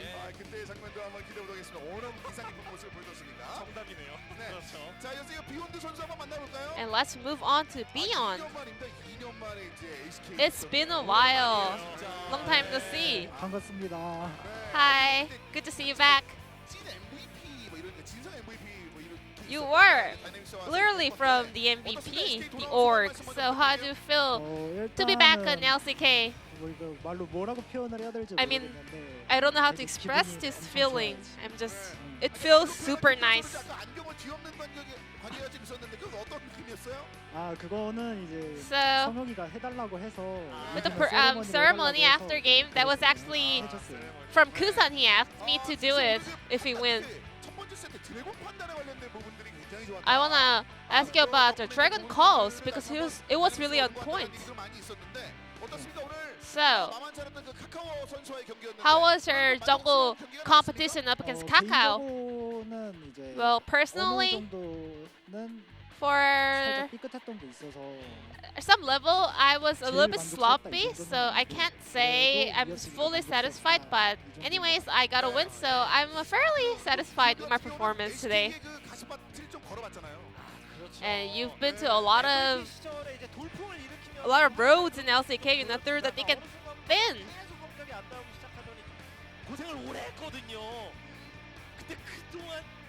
So, you are finally back in LCK. How do you feel?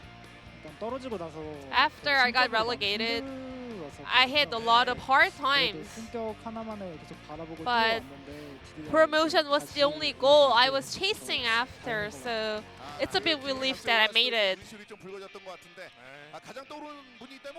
So, is there any particular person that comes up in your head? Someone that comes up in my mind right now? Maybe in last November, I had a problem with teams, and one of my friends, he gave me a lot of help, so I was able to come up this high.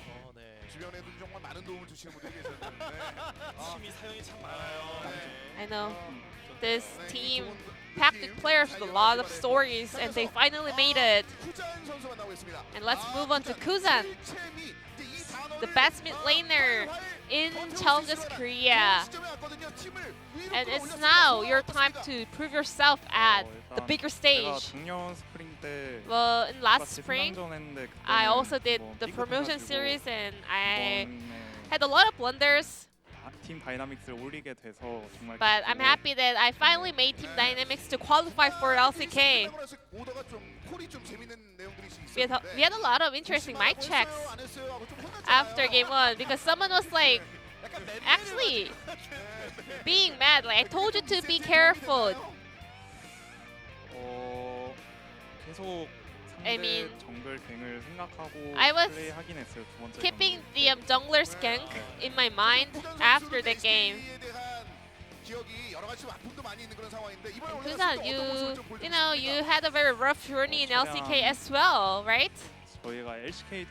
Yeah, so we weren't able to do a lot of practice with LCK teams, but since we are now promoted to LCK, we will do our best to reach the higher spot in LCK.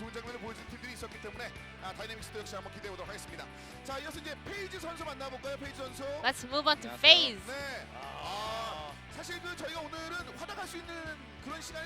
Well, today was not the best day for you to outshine because the game ended really early. So as an AD carry, wasn't that a little bit frustrating? But before today, I think I have shown myself a lot, so I wasn't paying too much attention about it. Yeah, I mean, you were popping off yesterday. And did you feel any pressure playing here at the promotion tournament? First of all, how do you feel heading to LCK? First of all, I mean, it feels super happy. I'm kind of blanking out. I want to show stronger performance at the LCK stage.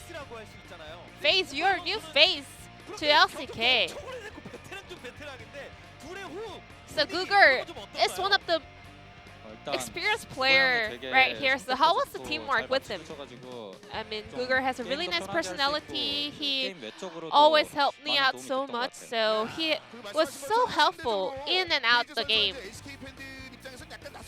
So since you are a new face to the LCK fans, any message for the LCK fans? 좋은 모습 보여드리도록 노력할 테니까. I will try my best to 좋게 show 봐주셨으면 good 좋겠습니다. performance. So please show us your support.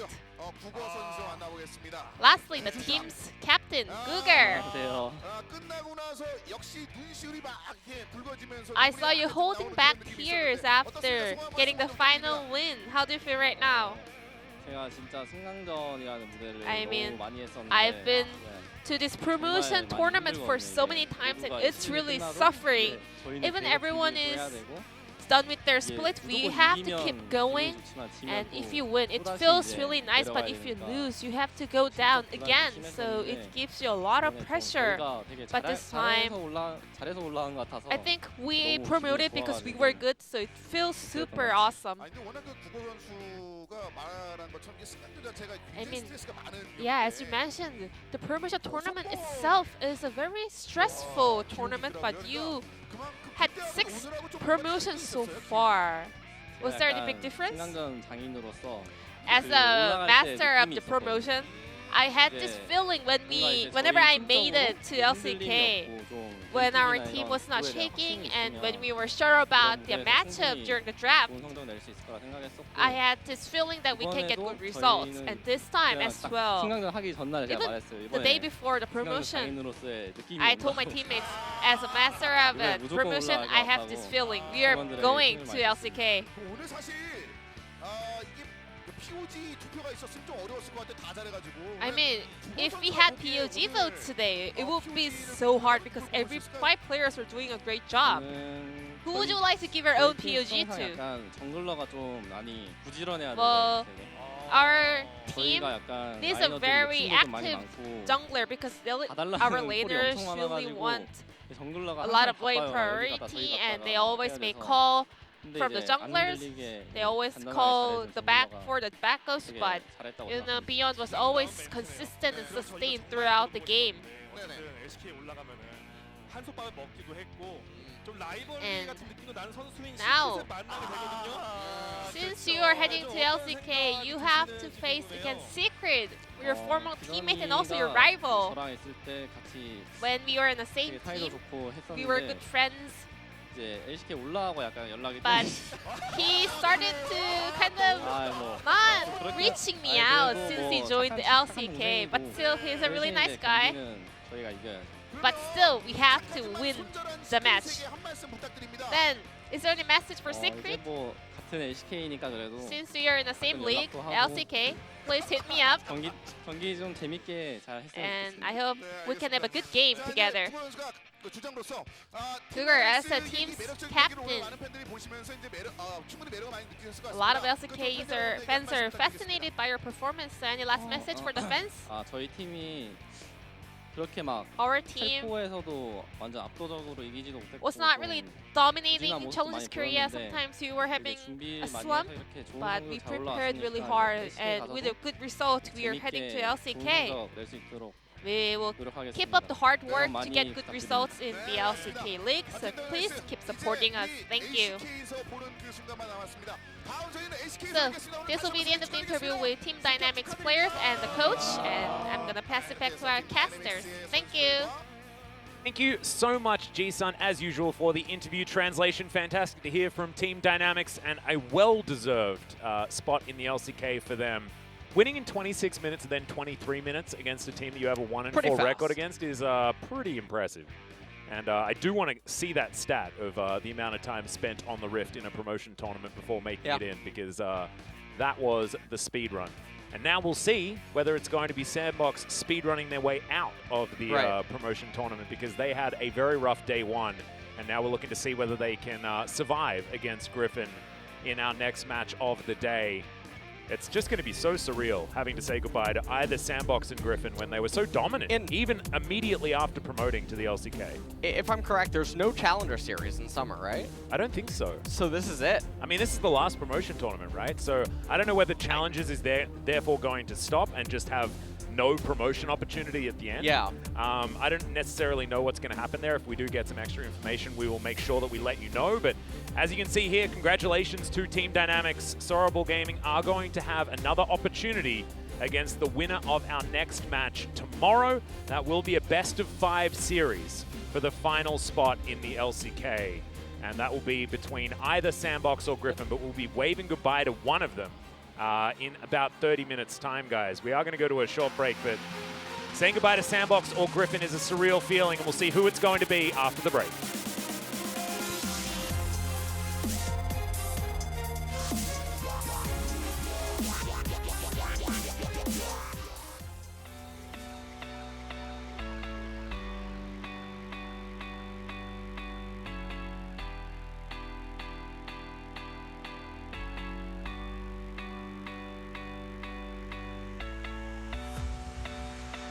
Night eyes in the summer heat.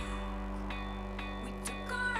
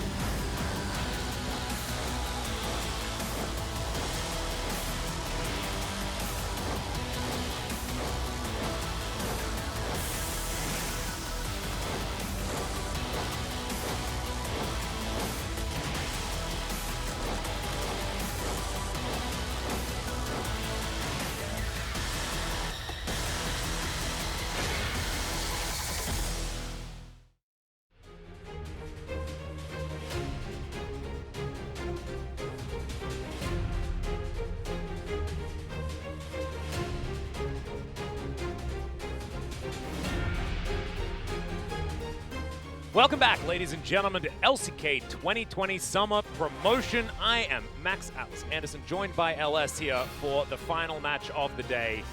And we went from the happy match. That was the one where someone gets to come into the LCK, and that's super exciting. Congratulations to Team Dynamics. And now we're up to the sad match. This is where we say goodbye to either Sandbox or Griffin. Yeah, and I don't know what to expect for today's matchup, because both teams, I would say Griffin less so, but both of these teams did look really off in their last series, and even towards the end of LCK. Sandbox is just, something is really gone wrong for them in the last couple of months. They've fallen off a cliff, and they completely rearranged their coaching staff, and their drafts look worse. They're about to fall off a ship. Yeah. They are so far from the ship right now. This is they're about to go overboard. They're in the middle of the desert. There's no ships in sight, but they're doing their very best to trudge their way back. You know, the only way is forward, and hopefully they brought enough water with them, because that's what you need when you're stuck in the desert, away from the ships. This is how the promotion has turned out so far. Congratulations to Team Dynamics.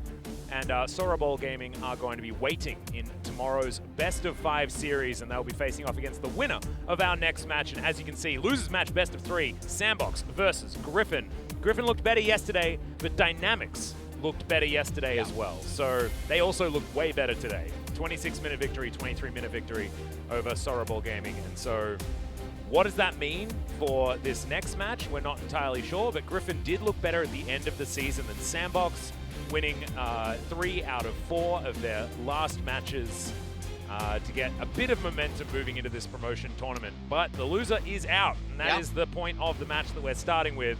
These are two teams fighting for their lives, absolutely. Well, close match between history since 2019. Sandbox's 9 versus Griffin's 10, but this is not the same Griffin. And who will overcome the pressure of the losers match? That is another factor that is going to come into today's match. Yeah. Let's step on the other. Either Root or Coach Han doesn't want to get relegated for 2 times in a row. And this is something you and I were just actually talking about before the broadcast. Yeah. Is that this has been a bit of a trend. Coach Han has been struggling to have winning teams. That is entirely true. And if Sandbox are relegated here today, then that's 2 teams he's taken to Challenger. He's promoted to Challenger's career twice in a row. Someone tell him this isn't solo queue rankings. And actually, he's going the wrong direction. You got to turn him around. I mean, he's missed those wrong way signs on the entryway to the highway, you know. And now he's doing some Matrix stuff. He's driving the one-way street. That's the opposite way. He's that guy that's way too stubborn, sees everybody else coming back. He's like, this is a one-way. What are you guys doing? Oh, no. Well, this is going to be the match history. An interesting one, actually, as both Sandbox and Griffin are very close to one another. Of course, beginning in spring 2019, Griffin did promote a season earlier for summer 2018. They were then very dominant in their inaugural split and continued to be so. But Sandbox were hot on their heels throughout most of 2019. Well, so looking forward to seeing what can happen here. Is once again, it's the same roster. Why is Dove not playing? I am baffled entirely, and I feel like this is going to be a big deal because Yukao is the team of Griffin. Another question mark is Sword up there on the top side. He was abused in their match against Sorobol Gaming. Like, they banned on, and Sword just didn't have anything else. Sword versus Summit is one of those Pepe laugh moments, you know? That's, it's one of the matchups that is very interesting. Well, lopsided, I think, the is key the rule. player is going to be Yukao. KDA in Summer Promotion, 12-1-10. Dude, these stats are absurd. Yeah. Close to 40% of his team's damage. Damage per gold ratio, fantastic. And at 15 minutes, he's an average of 26 CS ahead. He pulverized Gancheng in that matchup. And this was with him getting either his Syndra or his Galio in both matches. In all matches. And so this was UCal just overcoming what was, just a difficult scenario for him, but this could mean that Fate has his work cut out for him. Fate did have some moments. His solo kill on his LeBlanc was pretty cool yesterday, but wasn't actually able to come to any victories. Still has a smile on his face, but we'll see whether that is going to be wiped off, as there is Zen Wadid. I don't know whether you were paying attention to yesterday's broadcast, but Wadid just proving himself as the greatest League of Legends player of all time. And we were mentioning it before, like he is a proud owner of a Nobel Prize. Oh. Member of Mensa, of course. Wow. Absolutely. Skydiving instructor. Cerebral Society as well? Yeah, he's a professional Wow. surfer. Okay. He has it all, but he wasn't able to get his team over the line. And that is, I think, due to the fact that he wanted us to experience as much Wood did in this promotion tournament as possible. So now they have to win this series, and then he goes into the best of 5 that they then win as well, just to make sure he gives the fans what they want. All jokes aside, though, guys, this is extraordinarily important. And interesting fun fact here is that both of these supports played in the LEC. Yeah. So we've got Wadid from G2 and then Misfits Gorilla on the other side. And both of them now coming back to face off in another league. So this is the battle of the EU bottom lanes. As Sandbox, they found it. They did it. They've banned the Ornn. Griffin have banned the Jace themselves. And let's see what Sword's going to be able to do now with his back against the wall. Well, already off to a bit of a rough start here is the draft. As Sandbox, let's see what else they end up actually banning away. Might be 80 carries getting a look in here. Viper has been pretty important. But the Varus first pick is something that Sandbox are probably looking towards. As Graves and Varus immediately banned, as that might have been some lag on our end. I'm not entirely sure whether they banned it exactly that fast, but let's see what the first pick's going to be. Is Trundle. I mean, this is straight out of the LCK playbook, whether we like it or not. And Trundle is, I actually, the patch notes came out yesterday, and I had a bit of a spiel about Trundle. Yeah. In that he is not a blind pick or early jungle that you can rotate.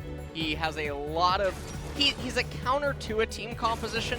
He doesn't mold into one. Ooh. So definitely a bit rough there, as they're gonna do R1, R2, Aphelios and Thresh, and now Sandbox responding with Ezreal, Tom Kench. Oh no! How did we get back here, LS? Timothy Kenshin's locked in here in the last round for Sandbox. Understandable that Sandbox have taken away their bottom lane and their jungle, but I'm not sure about it. UCal can go towards any of his mid laners if he would like. Only the Syndra has been banned away thus far as the mid lane pool. And the Corki is what he's decided to pick up here. UCal was pivotal in their first match. Even though it was a loss, he was still definitely the best performing player on the team. You can see having a conversation with his coach right now. Griffin making sure they get everything in order as we get into the next round of bans. 5 seconds to go. See what they do decide to focus on, as Summit is generally where your eyes are drawn, and Lucian going to be taken away. That's going to take care of both Fate and Summit. And we'll see what Sandbox try to ban away here. Jungle pool still very open. It's hard for Sandbox to really know what to even ban here, because top is open as well. I have a feeling Aatrox might just be banned away here from Sandbox. No, they are going to focus on the jungle. Tarzan's Elise is going to be taken off the board. Wadid looking quizzical there in the player cam, as you can see. He already knows how this draft is going to go. He has seen it. He is all-seeing, all-knowing, as Griffin do take away the cannon as well that Summit has been defaulting to. Trying their very best to get rid of his more lane-abusive champion picks, and then they will first round the Aatrox. Unless they do decide to lock away a jungler here and allow Sword counterpick. But we'll just have to see. That does make some sense. Does it fit the player? That's what we're going to have to find out. As Elise and Gragas taken away from Tarzan, but he can go towards a whole lot of different options. Not likely to be seeing his Sejuani here because, of course, that is a self-counter pick in the isolated matchup into Trundle. But we have seen weird and wonderful things that happen, as that's the Aatrox that I was talking about, and it is going to be locked away. So let's see what Summit's answer is, and I feel like this is something that Griffin were almost forced to do. They didn't really want to be counter-picking jungle, as they've already seen that it is going to be the Trundle there. And now it allows Sandbox to get solo lanes that they're looking for. Yep, now let's take a look at how they're going to counterpick this. Obviously, Aurelia is open, and Camille is actually being hovered. Yeah, that was what Tal decided to go with into the Aatrox, but it's going to be Renekton. We're going sin for sin on Sandbox's side. And look, if Sandbox are going to get relegated, you may as well do it doing what you love. And that is forcing the commentators to go to the confessional box after the match. I need some rosary beads. We're gonna need as much. Did you bring the holy water with you? I'm gonna need a. I'm gonna need the entire. G-Sun, we're going to need some sort of help here, as there is just. I feel like I'm on the set of Constantine. You know, I'm about to get thrown down to hell. It's not great. Anyway. I believe I spotted the devil with holy water. Like as Tarzan's going to last pick an Olaf into Trundle. Whew. It's going to be rough to hold on to. I wasn't originally on the schedule for today. I was wondering when we were going to hear about that, and it is now. As that is a theoretical self-counter pick in the isolated matchup.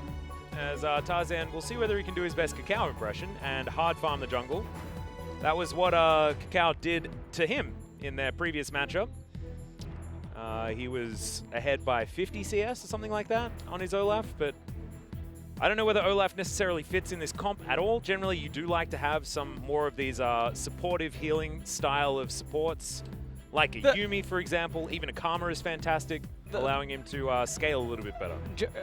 So Joker's on stage, by the way, helping out with the draft. So they had the 6 pro players doing the draft for Sandbox. Correct. And the thing is Sandbox, they went every which place with this team comment. This is actually the personification of solo queue. Yeah, this is solo queue draft. This is Absolutely. solo queue. Yeah. Absolutely. None of these champions really interact that well with each other, except for the Tahm Kench and the Ezreal in a vacuum. Everything else is just trying to do stuff on its own accord relative to its own power level and trying to just snowball ahead. So it is we have the one duo in so here. bizarre. It's Gorilla and Root. They're duo queue together. And then the rest of them have just picked what they wanted. On Griffin's side, this is some very Griffin drafting. Aatrox was sort of last on the list as far as the things that Sword had available to him. His Mordekaiser certainly didn't work out, so you can understand why they stepped away from that one. We'll see how he fares in this laning phase up against the Renekton of Summit, who has picked this champion so he can hard crush the lane. Well, Atlas, I just want to let you know that I think that these two drafts up against one another are very interesting. In fact, I think that they are so exquisite, and all that they need to work on is their B1, R1, B2, R2, B3, R3, B4, B5, and R4, R5. Yeah, that's the only thing they have to look at, though. Otherwise, they absolutely nailed this draft. 100%. I think you know it better myself. I mean, I think there were some better things they could have done in the ban phase as well, but outside of that and the other issues, I think everything was absolutely fine. I think you're entirely correct there. But we'll see. This is, from what it looks like to me, and speaking honestly and candidly about this, is trying to give these players as much comfort as possible in such a high-pressure game. Yeah. And there is certainly merit to that. And we'll see who's going to be able to utilize it effectively. As bottom side of the map, I feel like this is going to be a pretty decent lane for Viper and Wadid, especially considering that Wadid is the best player in the universe. Well, I can agree with you there. Yeah. You should have said multiverse, though. He exists in many dimensions. That's true. That's true. So he might actually be just surfboard coaching in an off dimension right now as he's playing in this laning phase. I mean, I think he's actually up here casting with you. In another reality. Wow, yeah, that's probably true. That is true. While playing. Yeah, while playing. Of course. He's actually, they set his computer up on the desk here. Yeah. So.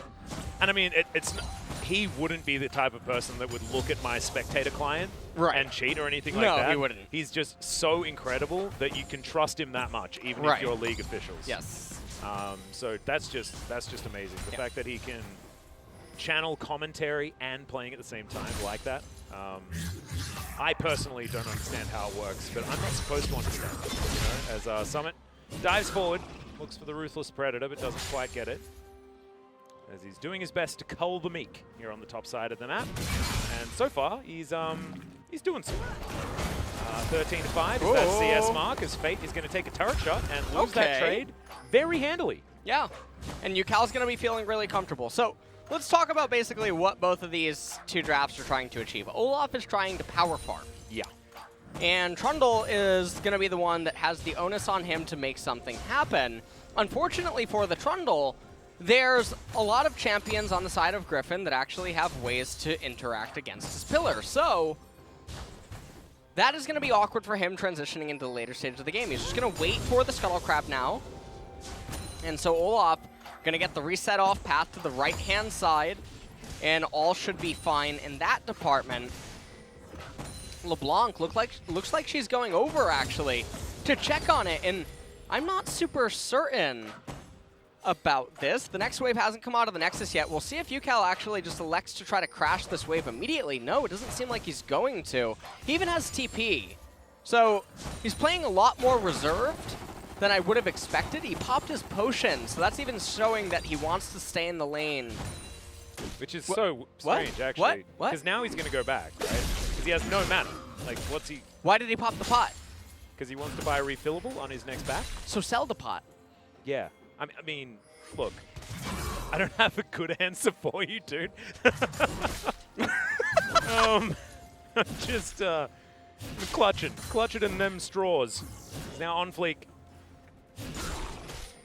Looking for a potential gank up against Sword. Sword playing very far back is, yep, that's not going to be that.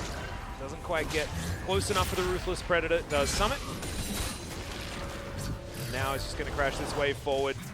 Back comes in, you can see 31-26. Sword is actually caught back up in this lane quite nicely. Chains connect onto Yukal, but he's just standing and delivering. Yeah. Not in turret range at all. Wadid was there for protection. Did have, of course, the Lantern available for the extra shield and the repositioning. And so Yukal felt like he was capable of doing that.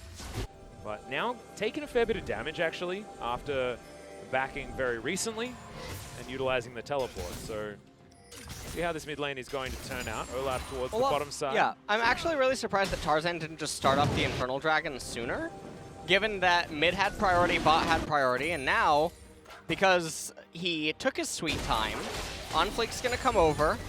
Bot lane for Sandbox were able to push up, but it doesn't look like they're actually going to contest.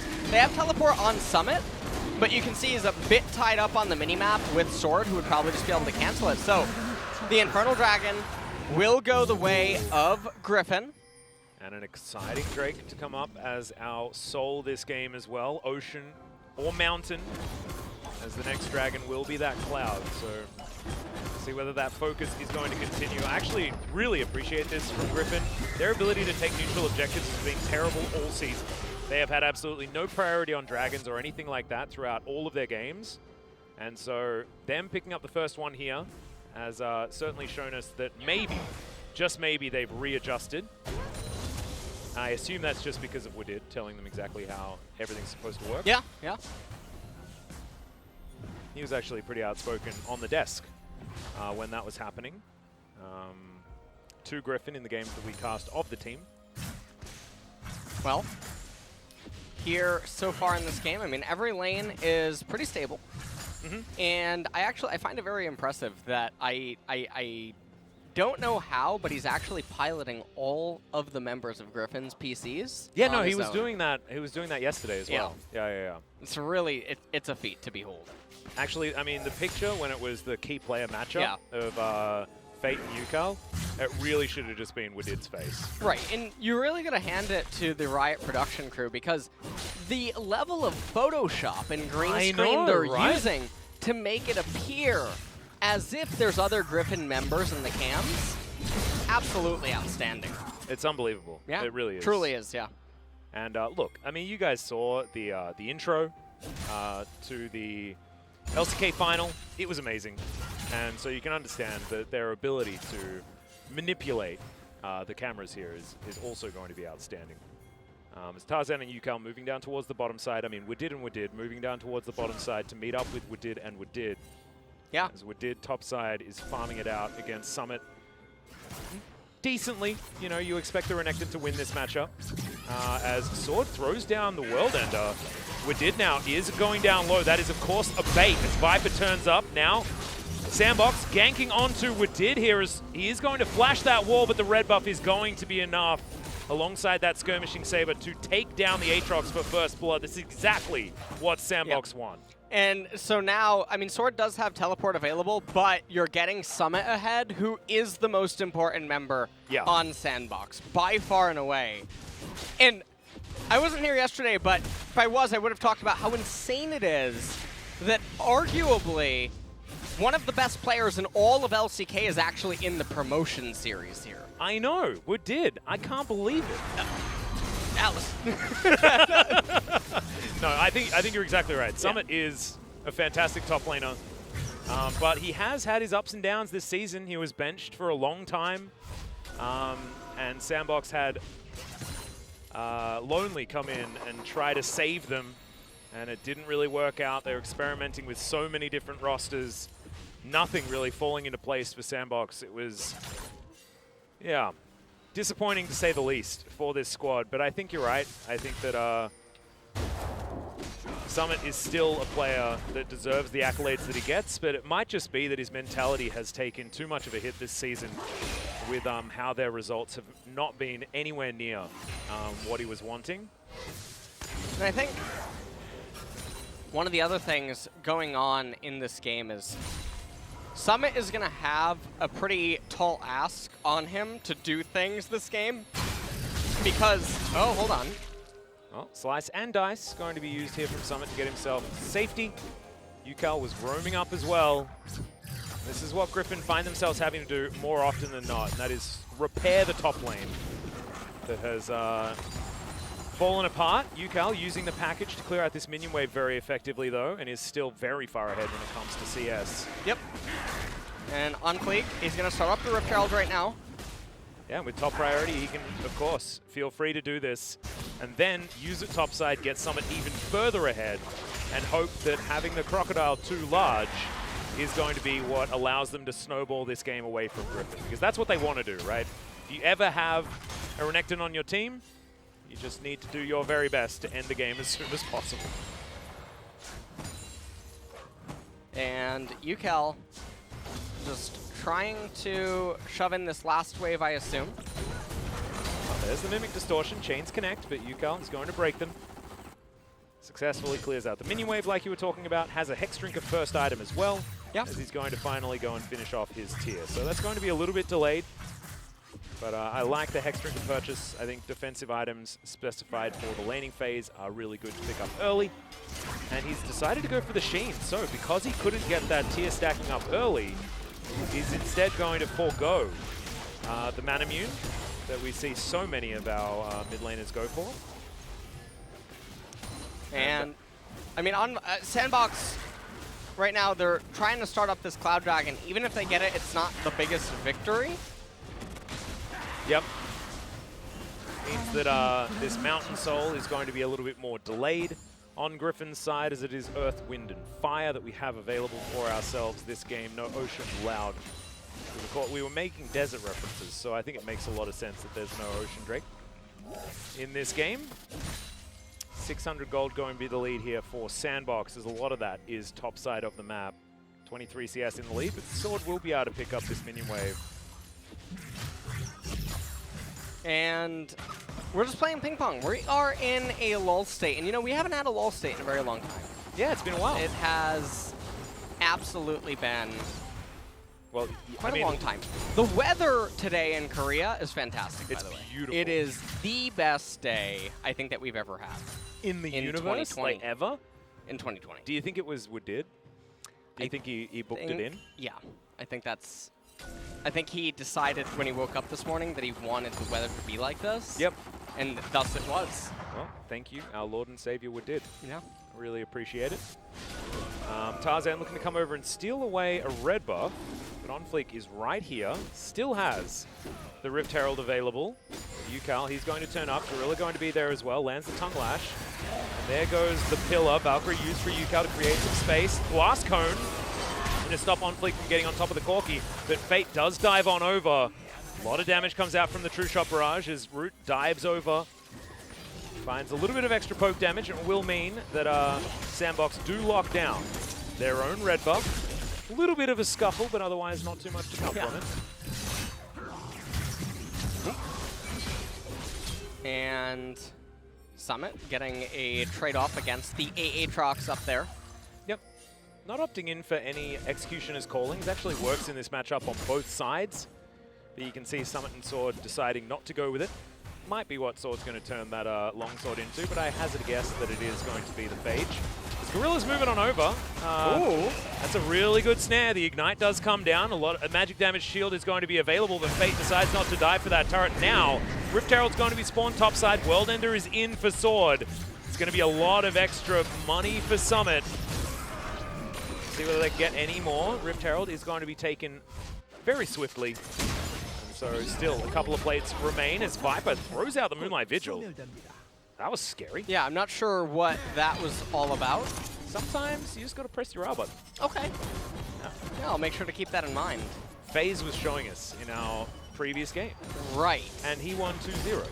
So, I don't know. Cull completed though here for Viper. He is very, very strong as he's going to take Wadid's incredible Lantern towards the mid lane, but they decide instead that Yukal's going to make it there in time. He says step away from my CS, and they are going to do so. A lot of wards for Sandbox here on the bottom side of the map as Viper clears one of them. This means that this Ezreal Tahm Kench is going to be pretty comfy. And we're just going to keep playing ping pong, it seems. Viper did complete his call.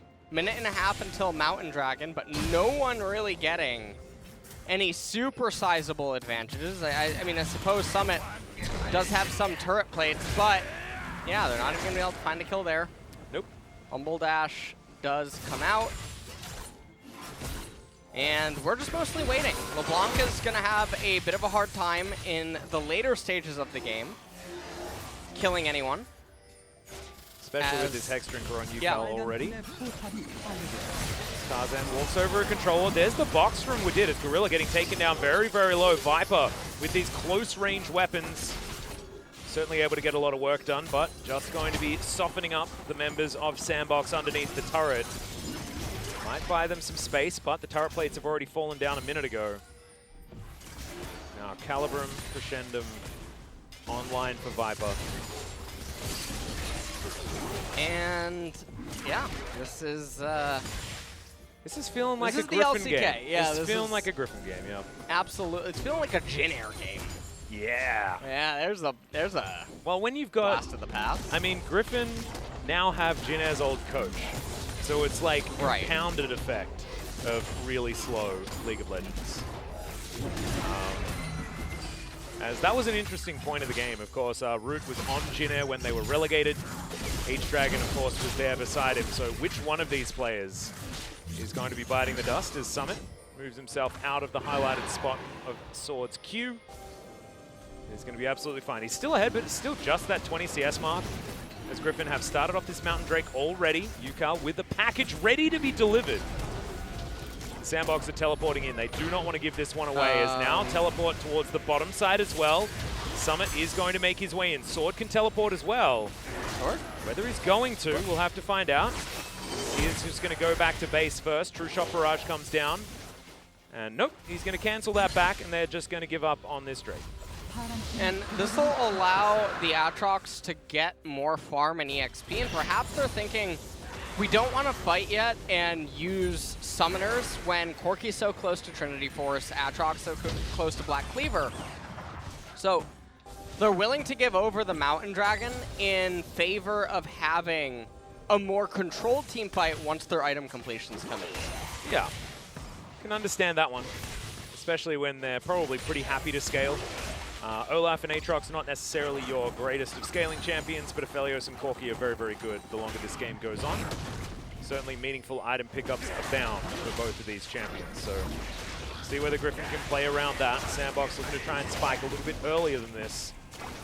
Do want to allow Summit to carry as best he can. He does have that Executioner's Calling now completed. Black Cleaver also done alongside his Ninja Tabi. And this is a very scary Crocodile now parked in the mid lane. Viper down towards bot. He's going to clear out that minion wave. Shirley comes down. Sandbox are looking to try and crash this one. Tarzan has to use the Ragnarok defensively. They're still diving for him. Fate taking a lot of damage. They are just going to buy space with that LeBlanc. Now look for a secondary charge. They will get it here as well as Yukal. Stops it. Nicely done. Sandbox got what they came for, of course. Yep. They end up getting the tier 1 turret. And back to farming it is, as Ezreal going for the Trinity Force with the Miramana probably going to be completed in the next minute and a half. Looks like Banshee's Veil is going to be the next item on the LeBlanc, and I'm not sure how I feel about that, given that Corki can pop it so easy. Yeah. With his ultimate ability. Not to mention there's going to be undertows flying and things like that. Like there's so many things that can really put a bit of a damper on that, but 18 and a half minutes here. Yeah. With 1 kill, and we're waiting for Mountain Dragon, so... Yeah. Do you want to go, do you need to go to the bathroom or something like that? I mean, nothing's going to happen for the next 2.5 minutes, so if you can race... I actually just got paint, and I'm going to watch it dry. Oh, cool. Yeah, I picked it up. Well, actually, no, I bought some grass. Do you want to watch it grow with me? Yes, I do. Oh, that's fantastic. We can watch. Do you want to do the paint first or the grass first? I'm really excited about both options. Let's throw the paint on the grass. Oh my god. See if it can grow while it dries. Yeah, see which one grows first while the other one's drying. Oh man, see how much the grass is going to grow before the paint is dry. Perfect. That sounds like a date. It's such a cool combination of two really exciting things that we can do. You know what? We're not casting online anymore, and they tried to move our hands apart, but our hands are joined now. Yeah, they are. For this moment. They can't move our hands because we have control of our real bodies. That's the beauty of being in LoL Park. And this is actually the first time we've casted together in LoL Park for a really long time. I was there with the Valdanalyst yesterday. Yes, yes you were, Mr. Valdez. Yes, Mr. Bronze 5 himself. Yep. As a Summit Freak of Freaks fan. Yukal, of course, formerly a Freak of Freaks player as well. That's why he's flashing him that one. As True Shot Barrage flies in. It's going to mean 1 Cull to Meat clears out that minion wave, so he throws it in. Another Freak of Freaks comes out. Summit representing some of his old teams alongside Yukal. I don't believe they played together at all. Because, of course, on Afrika, Summit was sitting behind Keen the entire time, was only ever really a sub. But now Tarzan moves in. Yukal taking a lot of damage from Summit there. Really good trade. But the minion wave is going to go down, and Summit does save that turret, so I really like how Summit's been playing thus far. Close to a 30 CS advantage, but now Conflict does find that pillar, slows Yukal down just a little. You can see this this Lego crocodile up towards the top side of the map is doing some really fantastic things. But he will fall off as this game goes on, so how much more he can do, we'll just have to wait and see. Well, Viper is continuing to farm up here on the Aphelios. And all that's really happened here is Sandbox have accrued a 2,000 gold lead. They have a Mountain Dragon. Now, the Mountain Dragon in a vacuum does get outscaled typically by the Infernal Drake. Yeah, it feels like actually like Mountain Drake, like it's just outscaled is the aim of the game here for Sandbox. And that's why Griffin are doing basically nothing at this stage of the game. Yeah. And Mountain Soul is the one good hope because it will just end the game if they get it. Oh, that play was so sick from Wadid, who flashed in for it. Yukal gets exhausted immediately after the package delivery. So not quite working there. He's a little bit too tired after he gets to the front door. But now Sword's dived in on top of Summit. Is that the fight you want to take, though, as Fate connects the chains and Sword, unable to finish that engagement. Summit avoiding a whole lot of these rockets. Is now Sandbox looking for the re-engage. Fate lands yet another chain, and Newcal has to flash massive damage onto Viper with the true shot barrages. Summit locks down Wadid and takes him out. Wadid expertly being the sacrificial lamb here for Griffin to make sure that they don't lose too much as the surprised crab comes out and Sandbox move towards Soul Point. And they're one dragon away from going up 1-0 in this series. Because if you get the mountain, so I'll talk about it right after this. So pay attention to what happens here. Wadid goes for the flash play and then misses the hook. And Newcal actually bumps them basically to safety in a way. He draws a line, not able to achieve too much. Sword goes in onto Summit, who can't get a lot of value. Sandbox at this point are very split up, but this is what they want to be doing with the Ezreal and the LeBlanc. They want to be corralling the opponents. And take a look at the true shot barrage. Root goes forward, removes Viper's ability to be in the fight, and the other exciting thing here, Atlas, is a mid-game Olaf is always a sight to behold when he has no kills. And he hasn't gone for Cacao's fun version of Olaf. Cacao's Olaf was, I'm going to build Warrior Enchant. That's the right way to build it. And yeah, when Warrior Enchant, Boots of Lucidity straight into Black Cleaver for as much axes as possible. No doubt. And 40% CDR with only a couple of items. Absolutely love it. But that is not what Tarzan's decided to do. It looks like Spirit Visage is coming in next. And some cheeky Ninja Tabi there as well. So just more of that tanky build. Tank Olaf, guys. He's a meat shield. And that's about it. And what I would really like to see here is just more tank itemization start coming out by Sandbox, given that they're likely going to get the third Mountain Drake. And so good utilization out of armor and MR, getting 18% amp to it. Yeah, actually, this would have been a good game to go Iceborne Gauntlet on the Ezreal, too. Yeah, he could have, well, it's hard to know exactly what you're going to roll. That you would roll the mountain and that you would want to end up going into it. But even in a vacuum, I think the Iceborne Gauntlet isn't that bad here against Aatrox Olaf. True. Aphelios and even Thresh, so definitely had options to do that, but he just opted for the more damage-heavy route as Sandbox.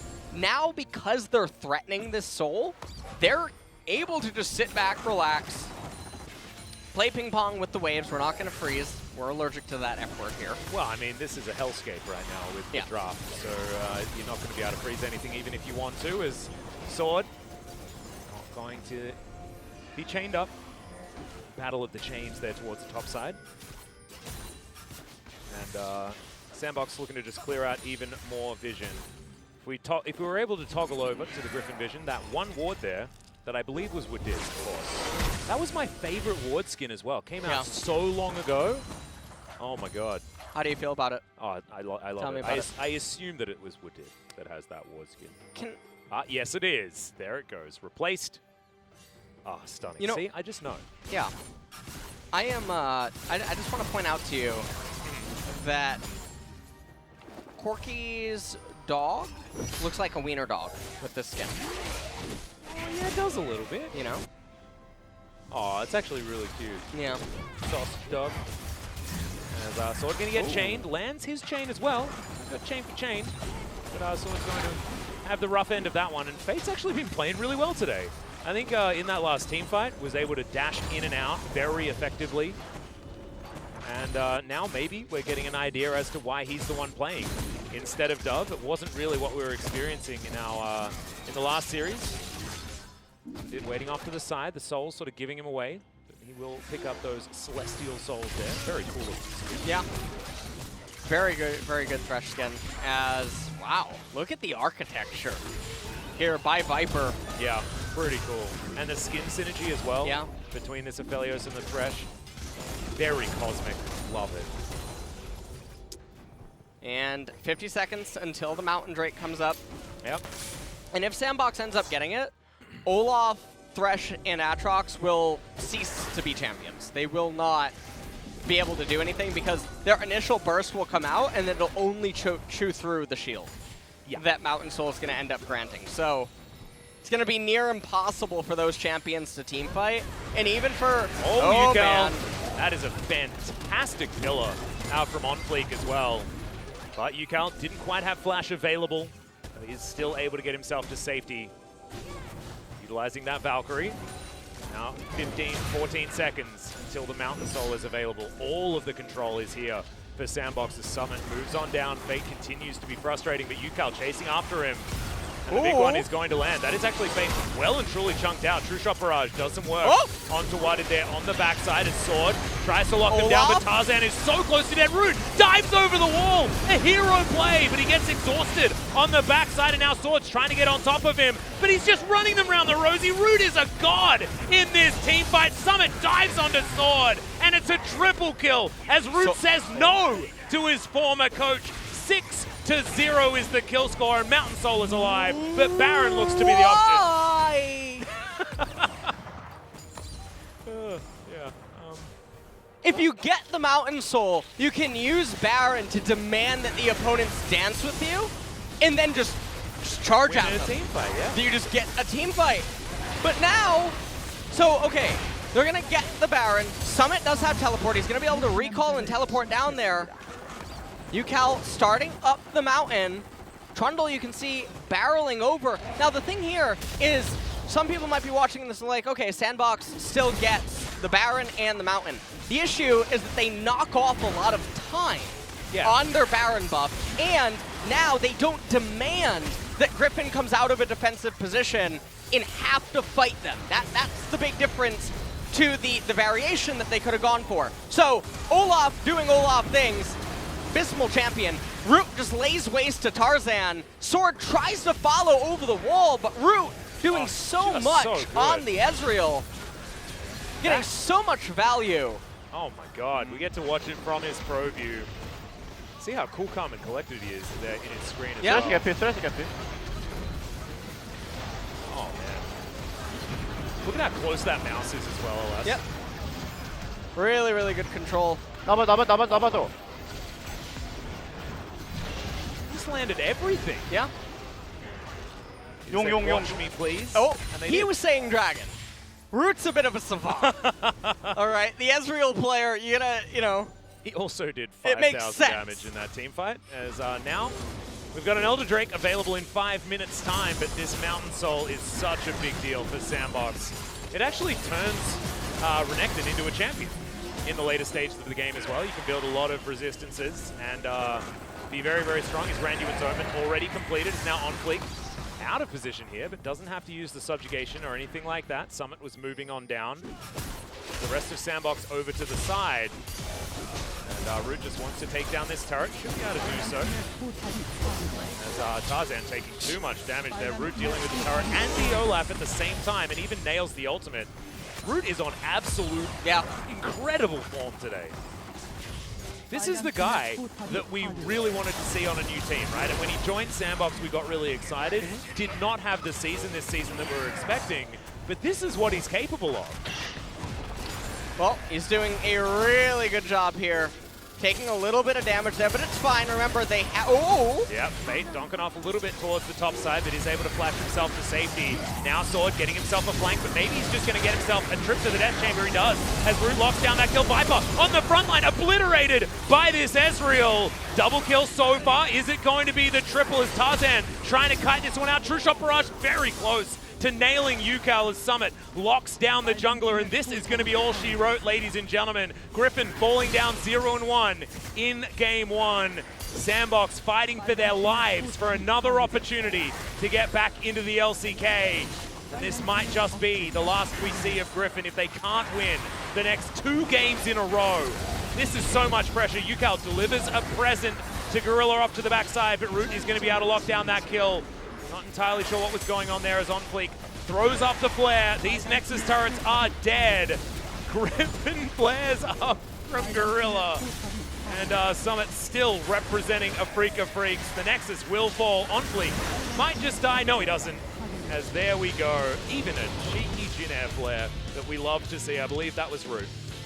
And Griffin is 1 game away from getting relegated and sent back to Challenger Series, which doesn't even exist anymore. This is like an obliteration strike. Yeah, this is... They're about to be Mordekaiser ulted out of the LCK. It's like what happened to Jin Air but they don't even have to have them be 7th place challenger afterwards. Yeah. It's just wiped from the face of League of Legends. I mean, of course, they can still buy back in to the LCK. It just costs an extra $2 million to do so. And I don't know how many orgs can afford to do that. I have a feeling, you know, Gen G T1, they're probably capable. They don't need to. They're already there. Yeah. Hanwha Life, also a lot of money, but they're also still there as well. And that was the team that Griffin were able to topple in their last match. Coming out of the LCK, Griffin actually didn't look that bad. But this was Sandbox playing behind a different level of Root that we haven't seen all season long. We saw shades of this when he was on Jin Air in last year's games in 2019. Yeah. And finally, he comes out of the woodwork and just team fights gloriously on this Ezreal. And, you know, of course, as a Korean Ezreal player, we do expect a lot because we've had so many good Ezreals in our in the LCK, present and past.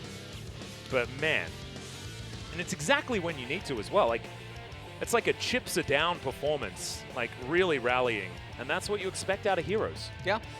And he is trying to be that hero. Well, we shall see what Griffin will have in store for us in game number 2, because it actually felt like they came out the gate with the draft edge, but it just didn't mean anything. Tarzan went on a shopping spree at the grocery market, so he definitely did power farm. I just don't think they win unless they sub Antarian. Or Hoya, right? Or Hoya. Hoya would be fine too. I feel like Antara was having more consistent performances than Hoya was. But yeah, I just don't think that they have enough flexibility on the top side of the map. And Summit, even though he was on the Renekton, he was still just so much more valuable throughout the entire game.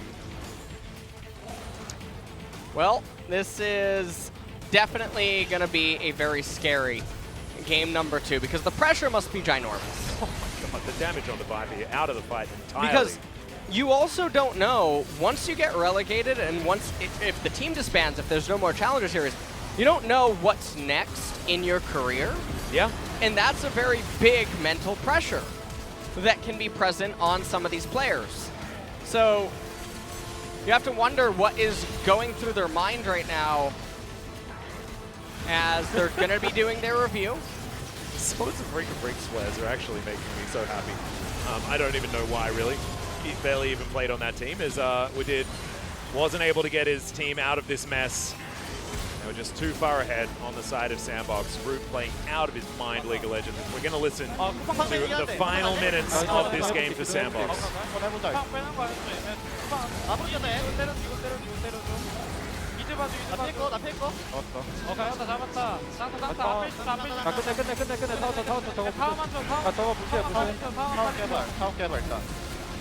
내가 나오는 거에다 기동해놓게 나오는 Saying only look for the turrets, only look for the turrets. Just win the game. All zone. An amazing team players there. Representing Jin Air was Root. Of course, this was the last situation that he was in. It was being relegated on Jin Air.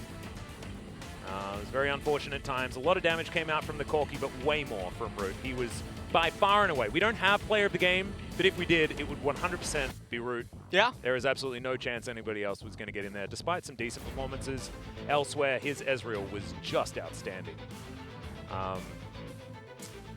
Yeah, it's rough, man. I think the smart money was on Griffin as far as looking at the form of these two teams in yesterday's matches, but I don't think any of us were expecting Root to show up quite that much, as well as Griffin to not really find the draft that they were looking for. But look, guys, we do have possibly another 2 games. We are going to go to the break, and we'll see whether Griffin are going to be able to fight back in game 2. Don't go anywhere.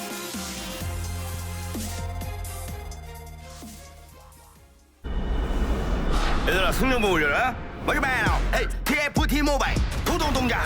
또로로로 갤럭시 푸동 동작. 에이 TFT 모바일 도동 동작. 또로로로 갤럭시 푸동 동작. 또 떨어져 허구와 날라다타. 여기 갤럭시 너의 자식 얼럭키다.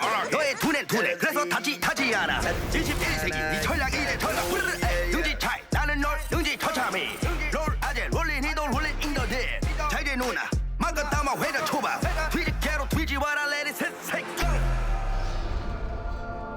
에이 TFT 모바일 도동 동작 또로로로 갤럭시 푸동 동작 에이 TFT 모바일 도동 동작 또로로로 갤럭시 푸동 동작 라이어가 멋이 도동 동작 동작 또로로로 갤럭시 부동 동작 하다 현타 부동 동작 TFT 갤럭시 부동 동작 유체 뉴 시너지 전설 등장 머신 팬치 우주 부동 동작 리그 오브 레전드 전략 게임 TFT 모바일 부동 동작.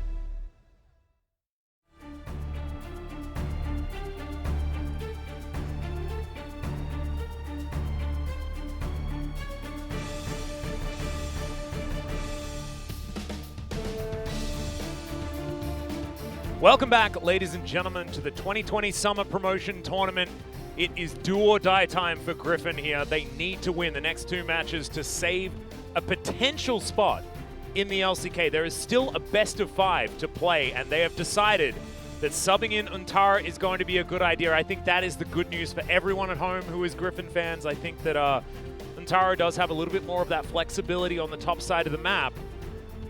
But this is the bad news, guys. iRove is back in, and unfortunately, our Lord and Savior is spending some time on the bench.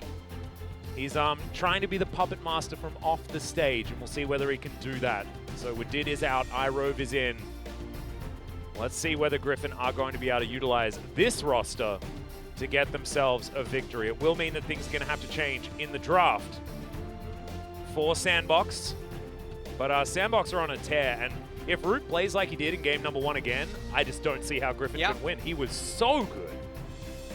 It's looking like it could definitely just be a 2-0 for Sandbox.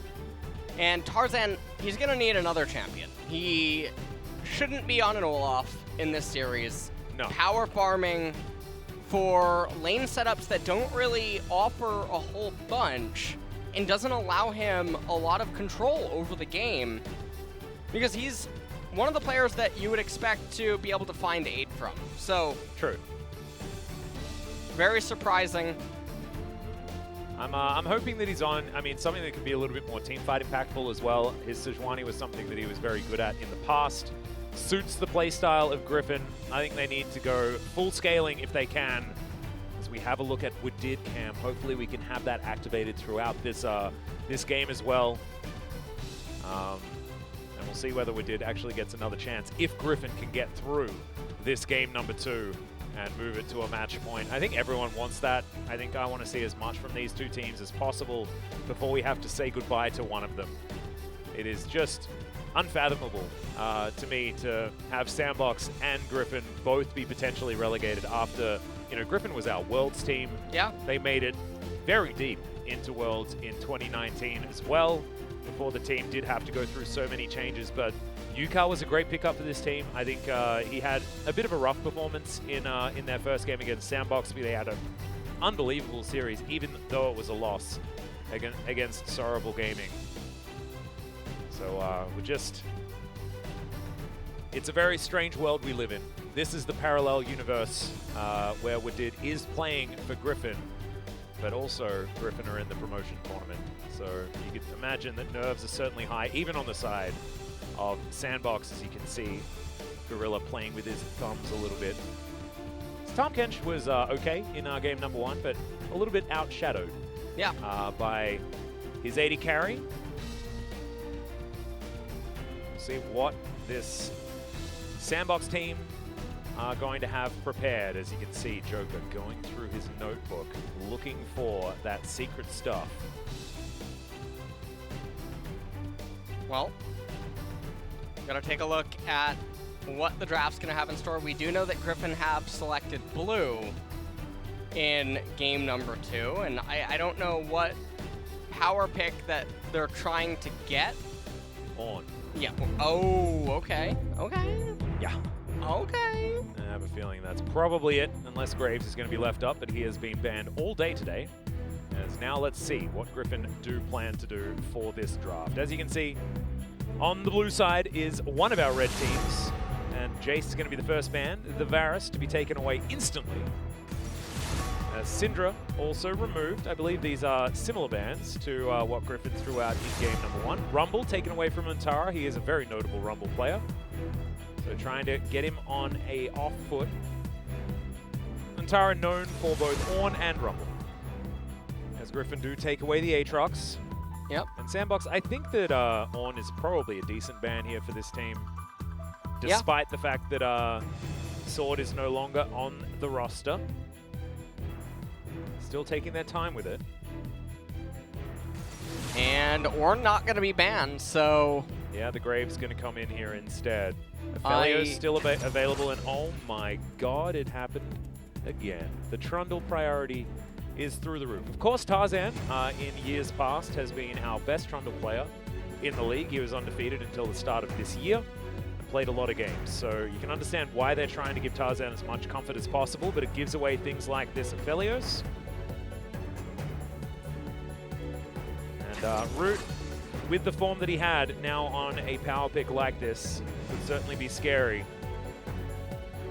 And Gorilla once again going to lock away the Tahm Kench. So, LS, I'm begging you, please stay with me. Yeah, I'm here, Atlas. I'm actually fastening my seatbelt that I purchased.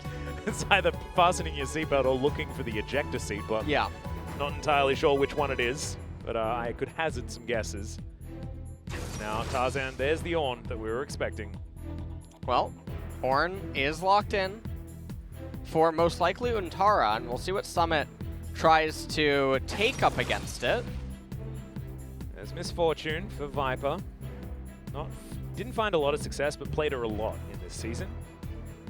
The Summit is considering the Sylas counter pick into the Ornn.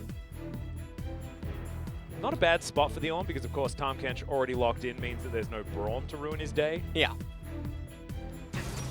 And that will get locked in. So junglers are still open.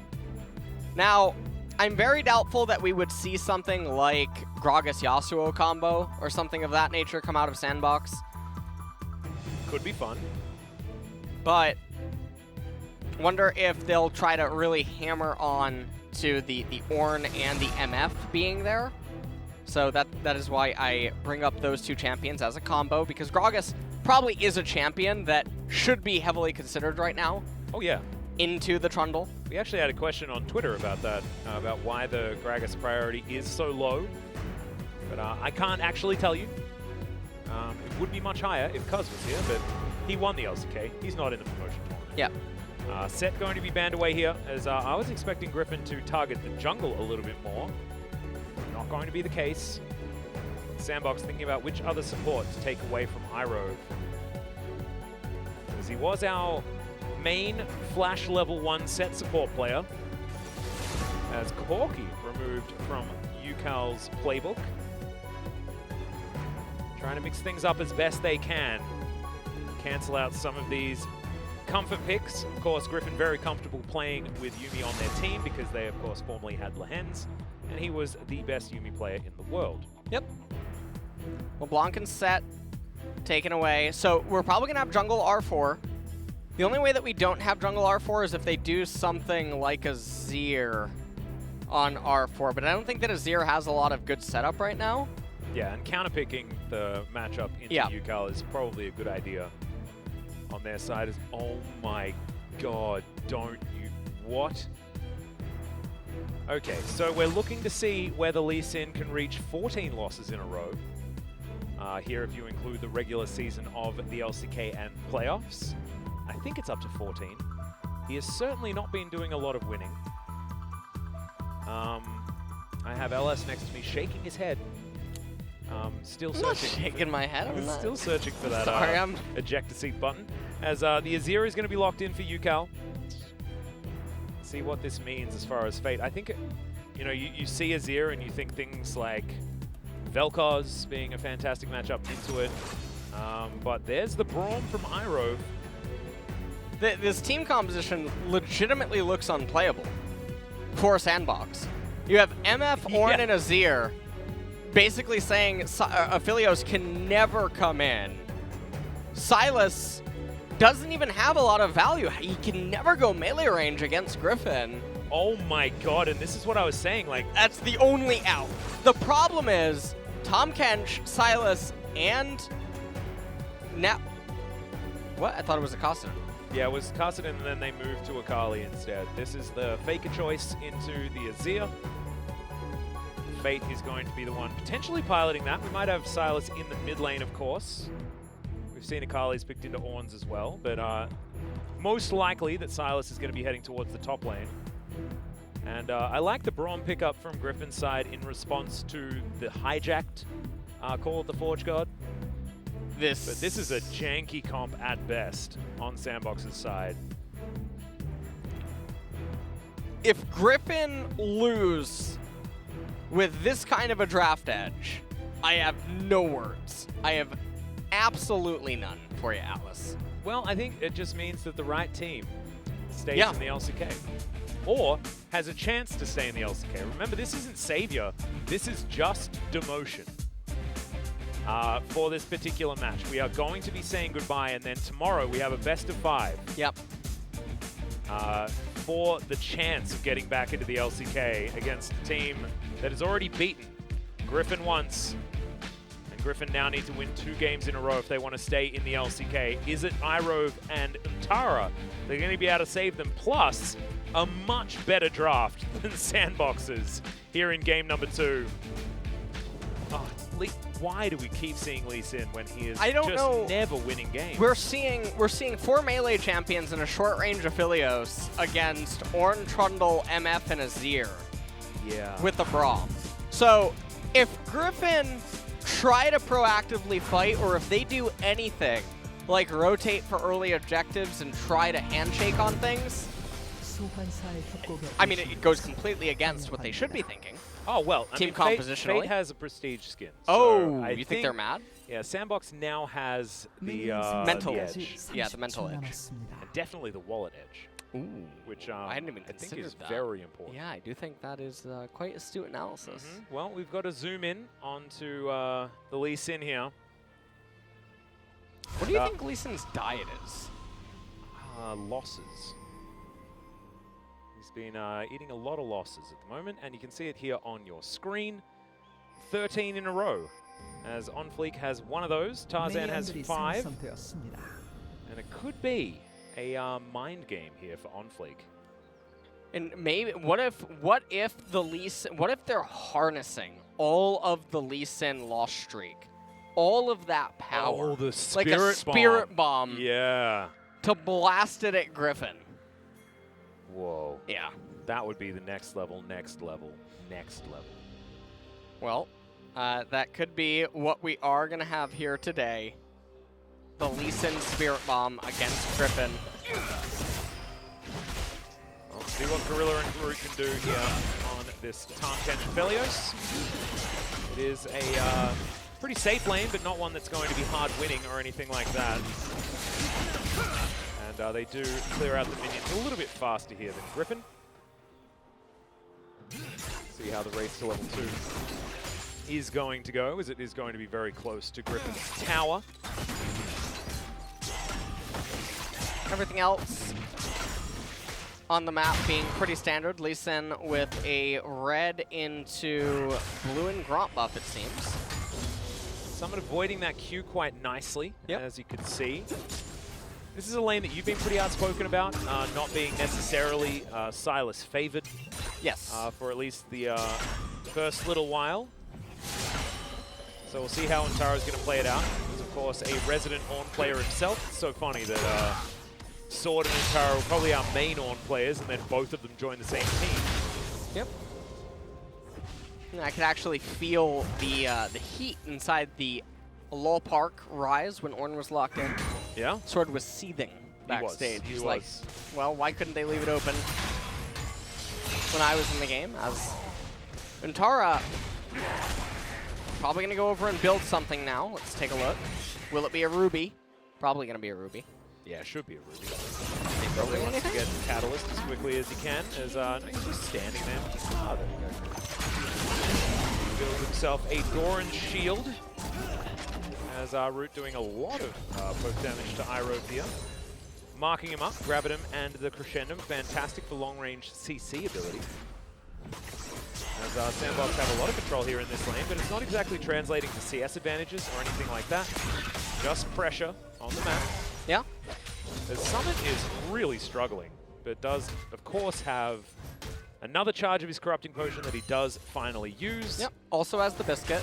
And Kingslayer that can help get that health back, so a little bit deceptive is the laning phase of the Sylas. And not too much else is really going on here.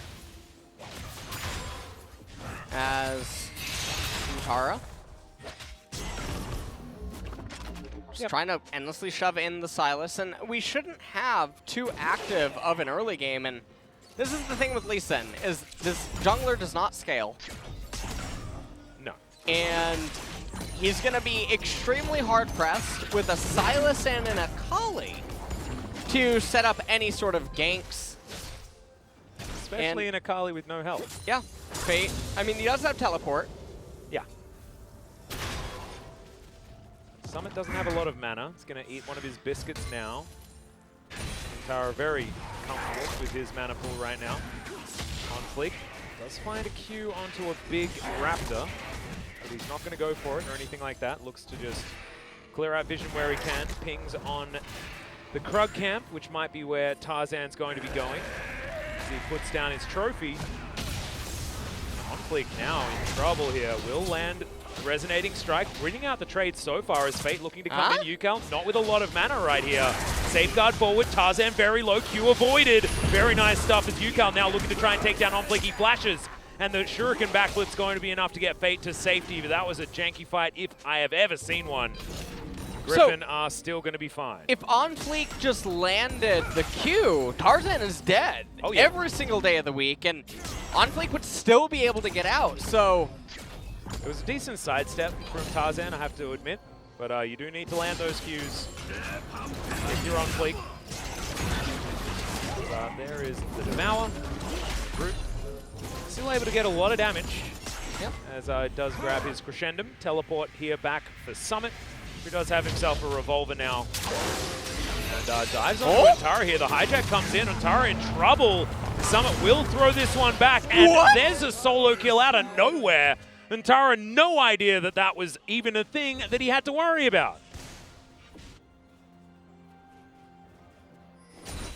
The weather outside today is lovely. Yes, it is. And I think it quite is. Warm. Yeah, it really is. Quite warm. I regretted wearing my hoodie today on my way to work. I thought maybe it was just a t-shirt that I needed. Yeah. Yeah, that was a solo kill top lane. We'll take a look at it in the replay right now. 나 바로 싸울 수도 있다. 나 바로 싸울 수도 있다. I can kill him right away. I can kill him right away. So he autos the minion. And he then gets the cannon 6. was aggroing so that the cannon would finish it off. It helped him finish it off, get level 6. And the solo kill comes out.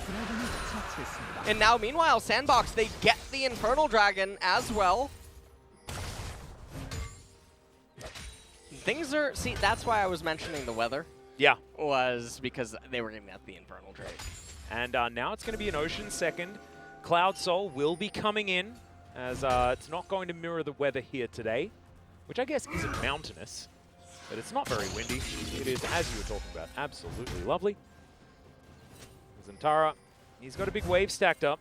Misses that CS, as Summit has clawed his way back into this one. And you can see a lot of the pings going down. They don't exactly know where Tarzan is, and so they're being a little bit respectful on the top side, but Summit in a really good position as it does currently stand. And at this point, he should be able to start taking over the lane against the Ornn. Yeah. On Fleek, I mean, he hasn't really done anything on the Lee Sin yet other than just take that Infernal Dragon. Okay. Moonlight Vigil goes down. Irove in a lot of trouble. Has to flash in a 2v2 scenario. Sandbox laning very, very well right now. And I don't know whether subbing with Did out was a good idea. And, well, I mean, I know that it was a bad idea. Yeah. But now it's getting proven. There's Rune with exactly the weapons that he wants. Some really good teamfight weapons, especially when he can stack up those chakrams. His Summit is going to be made brittle. He does have hijack available yet again, though. See whether he can utilize it. He does have a level advantage also. Wanting to stay out of range of the knockup, just in case he gets comboed by Antara. Looks like the Ornn is okay for the minute. Yep. Summit is up quite a bit in the CS department. That is something that they have to respect. Now, what Sandbox is going to need to do is somehow win the Rift Herald for free. Viper casting his ultimate to shove in the wave. He is down 9 CS currently in the bot lane department, but Aladios and Gorilla do have the jump. As Kingslayer doing some work here. It's called. The forward go comes down. Summit flashes it. Steals Subjugate to try and turn things around onto Antara. Yeah. That is just going to be a free flash coming in and does give all of Summit's health back, actually. So as far as lane state is concerned, he's now very happy. Yep. I liked the decision-making there from Summit. And I don't know what Griffin are doing. They're pinging onto the Rift Herald. You can see Aphelios is here. Yeah, Fate can rotate around as well. As Tarzan's dived in, he's looking for Summit, but there's the abscond. It lands onto Antara. He's looking to try and bring this one back. There's the kick onto Tarzan, but doesn't really get enough done. And the turnaround does come in. Gorilla holds onto the Rift Herald, but she gets a little bit impatient. And she will run back to her den, and Viper now looking to steal away all of these plates like this turret is an IKEA. So the thing is that Root lost 12 CS to do this rotation. So that is a lot of unfortunate gold and XP that went into nothing. And you saw MF, I mean, she got the majority.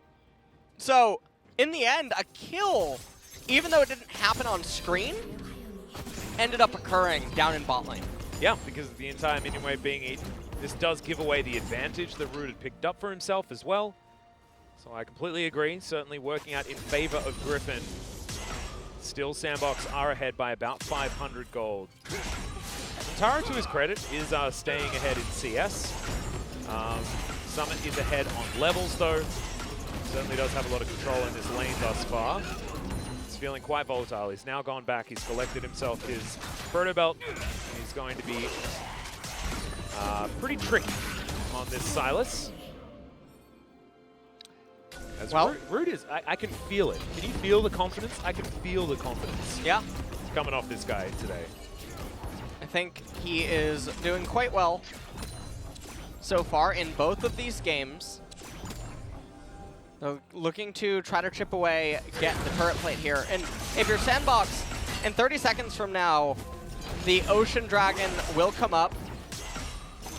And after you capture that, ideally, you get a mountain. That would be best case scenario. However, it's not, I would say that it's a soul that Griffin can actually beat, whereas Infernal or Ocean could be just way too problematic. Yeah, and Ocean Soul not going to be a thing this game as it's the next one that has spawned. So Griffin probably breathing a sigh of relief as that Ocean Drake does now spawn. Troll Vision going to be taken away here as OnFleek gets into the brush. Very even as far as jungle CS is concerned. You can see 67 apiece plus a ward there on OnFleek's side.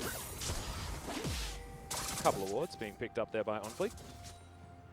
But now Yukao dubs the wave, moves down into the river. The Sandbox not putting too much priority on this Drake at the moment.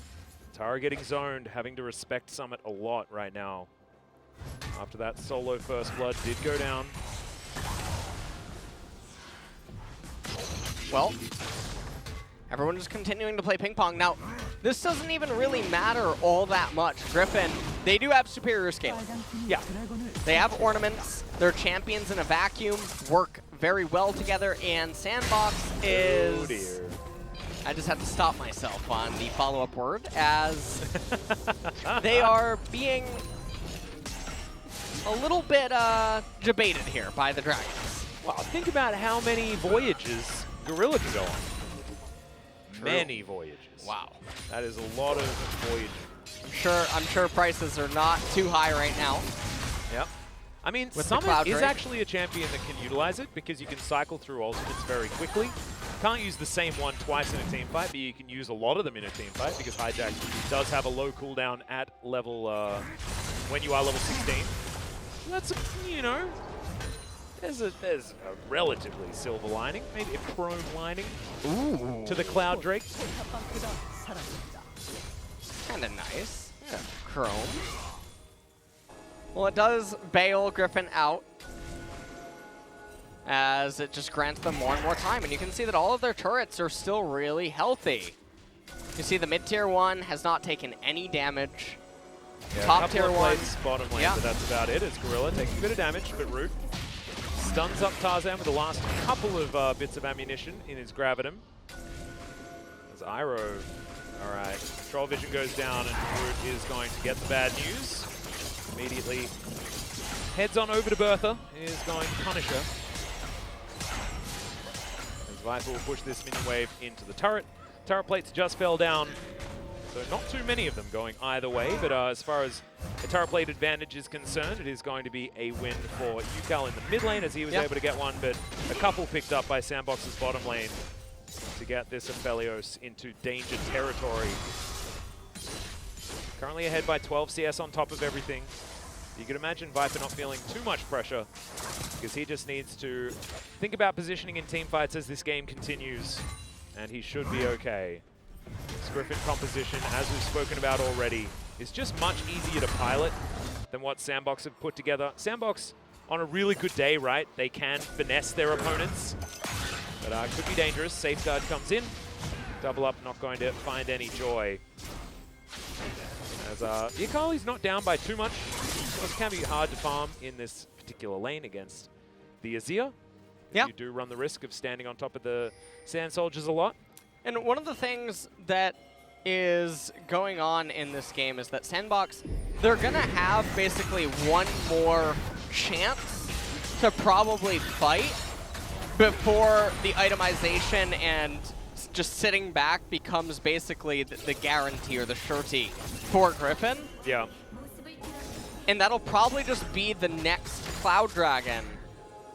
So I'm not totally sure what they're going to manage to do because it's just endless ping pong. This is like a premature lull state is happening over and over, and well, Tarzan comes down, pillars. Yeah, this turret is going to fall down first though, as Sandbox do grab that first turret blood. Finally puts their advantage over 1,000 gold and does give a lot more money into the pocket of Root, who's now going to be unlocked, likely to park himself in mid lane, as OnFleek just thrown out that Griffin flare. Finds the Q onto UCal also. And Tarzan's going to go back to farming. So this is Farming Simulator 101. You're going to want to make sure to pay attention to this. Yeah. Just make sure you have a look at which kind of tractors they bought. Correct. Things like that. I mean, the brand is very important if you are going to keep your farm in exactly the way that you want it. OnFleek just showing us that sometimes if you have the good tractor, it actually farms while you're walking away. Like it's just going to work by itself, which is really cool. Autonomous farming work is something that the best equipment is capable of in this day and age. Certainly wasn't around in my father's time. That is very true. Well, here's that dragon. It's coming up in 30 seconds. We'll see what Sandbox can end up doing. Now, the correct call for Griffin would probably just be to give it up and let your champions get to more items, because this is going to be the last real edge that Sandbox should have, because after Silas gets his Luden's Echo, he's not really going to change that much as a champion. He's going to end up becoming stuck on his items. The Akali with the Gunblade right now is at a pretty strong point for herself, but you can just see that it's really hard for Sandbox to approach. They've actually been poked down quite a lot, and so this does give Griffin a little bit of an edge as we approach this team fight.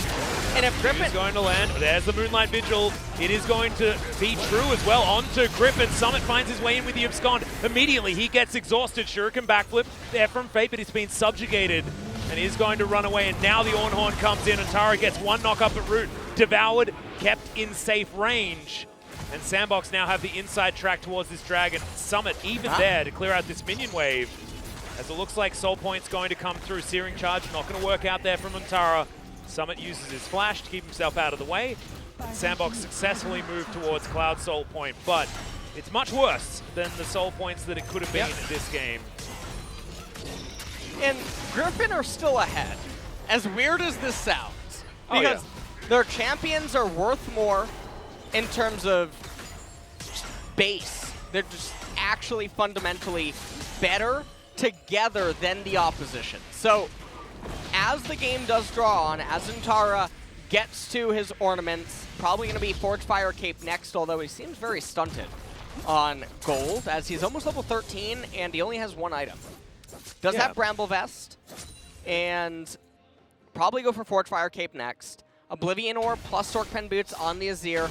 Very good. Gives them the 33 pen against the opponents. And just take a look at this. So Griffin are grouping up and funneling forward, looking for a team fight.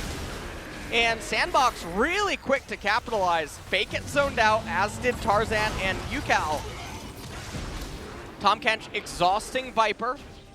Yeah, it was a fantastic devour there from Gorilla as well. Keeping Root alive.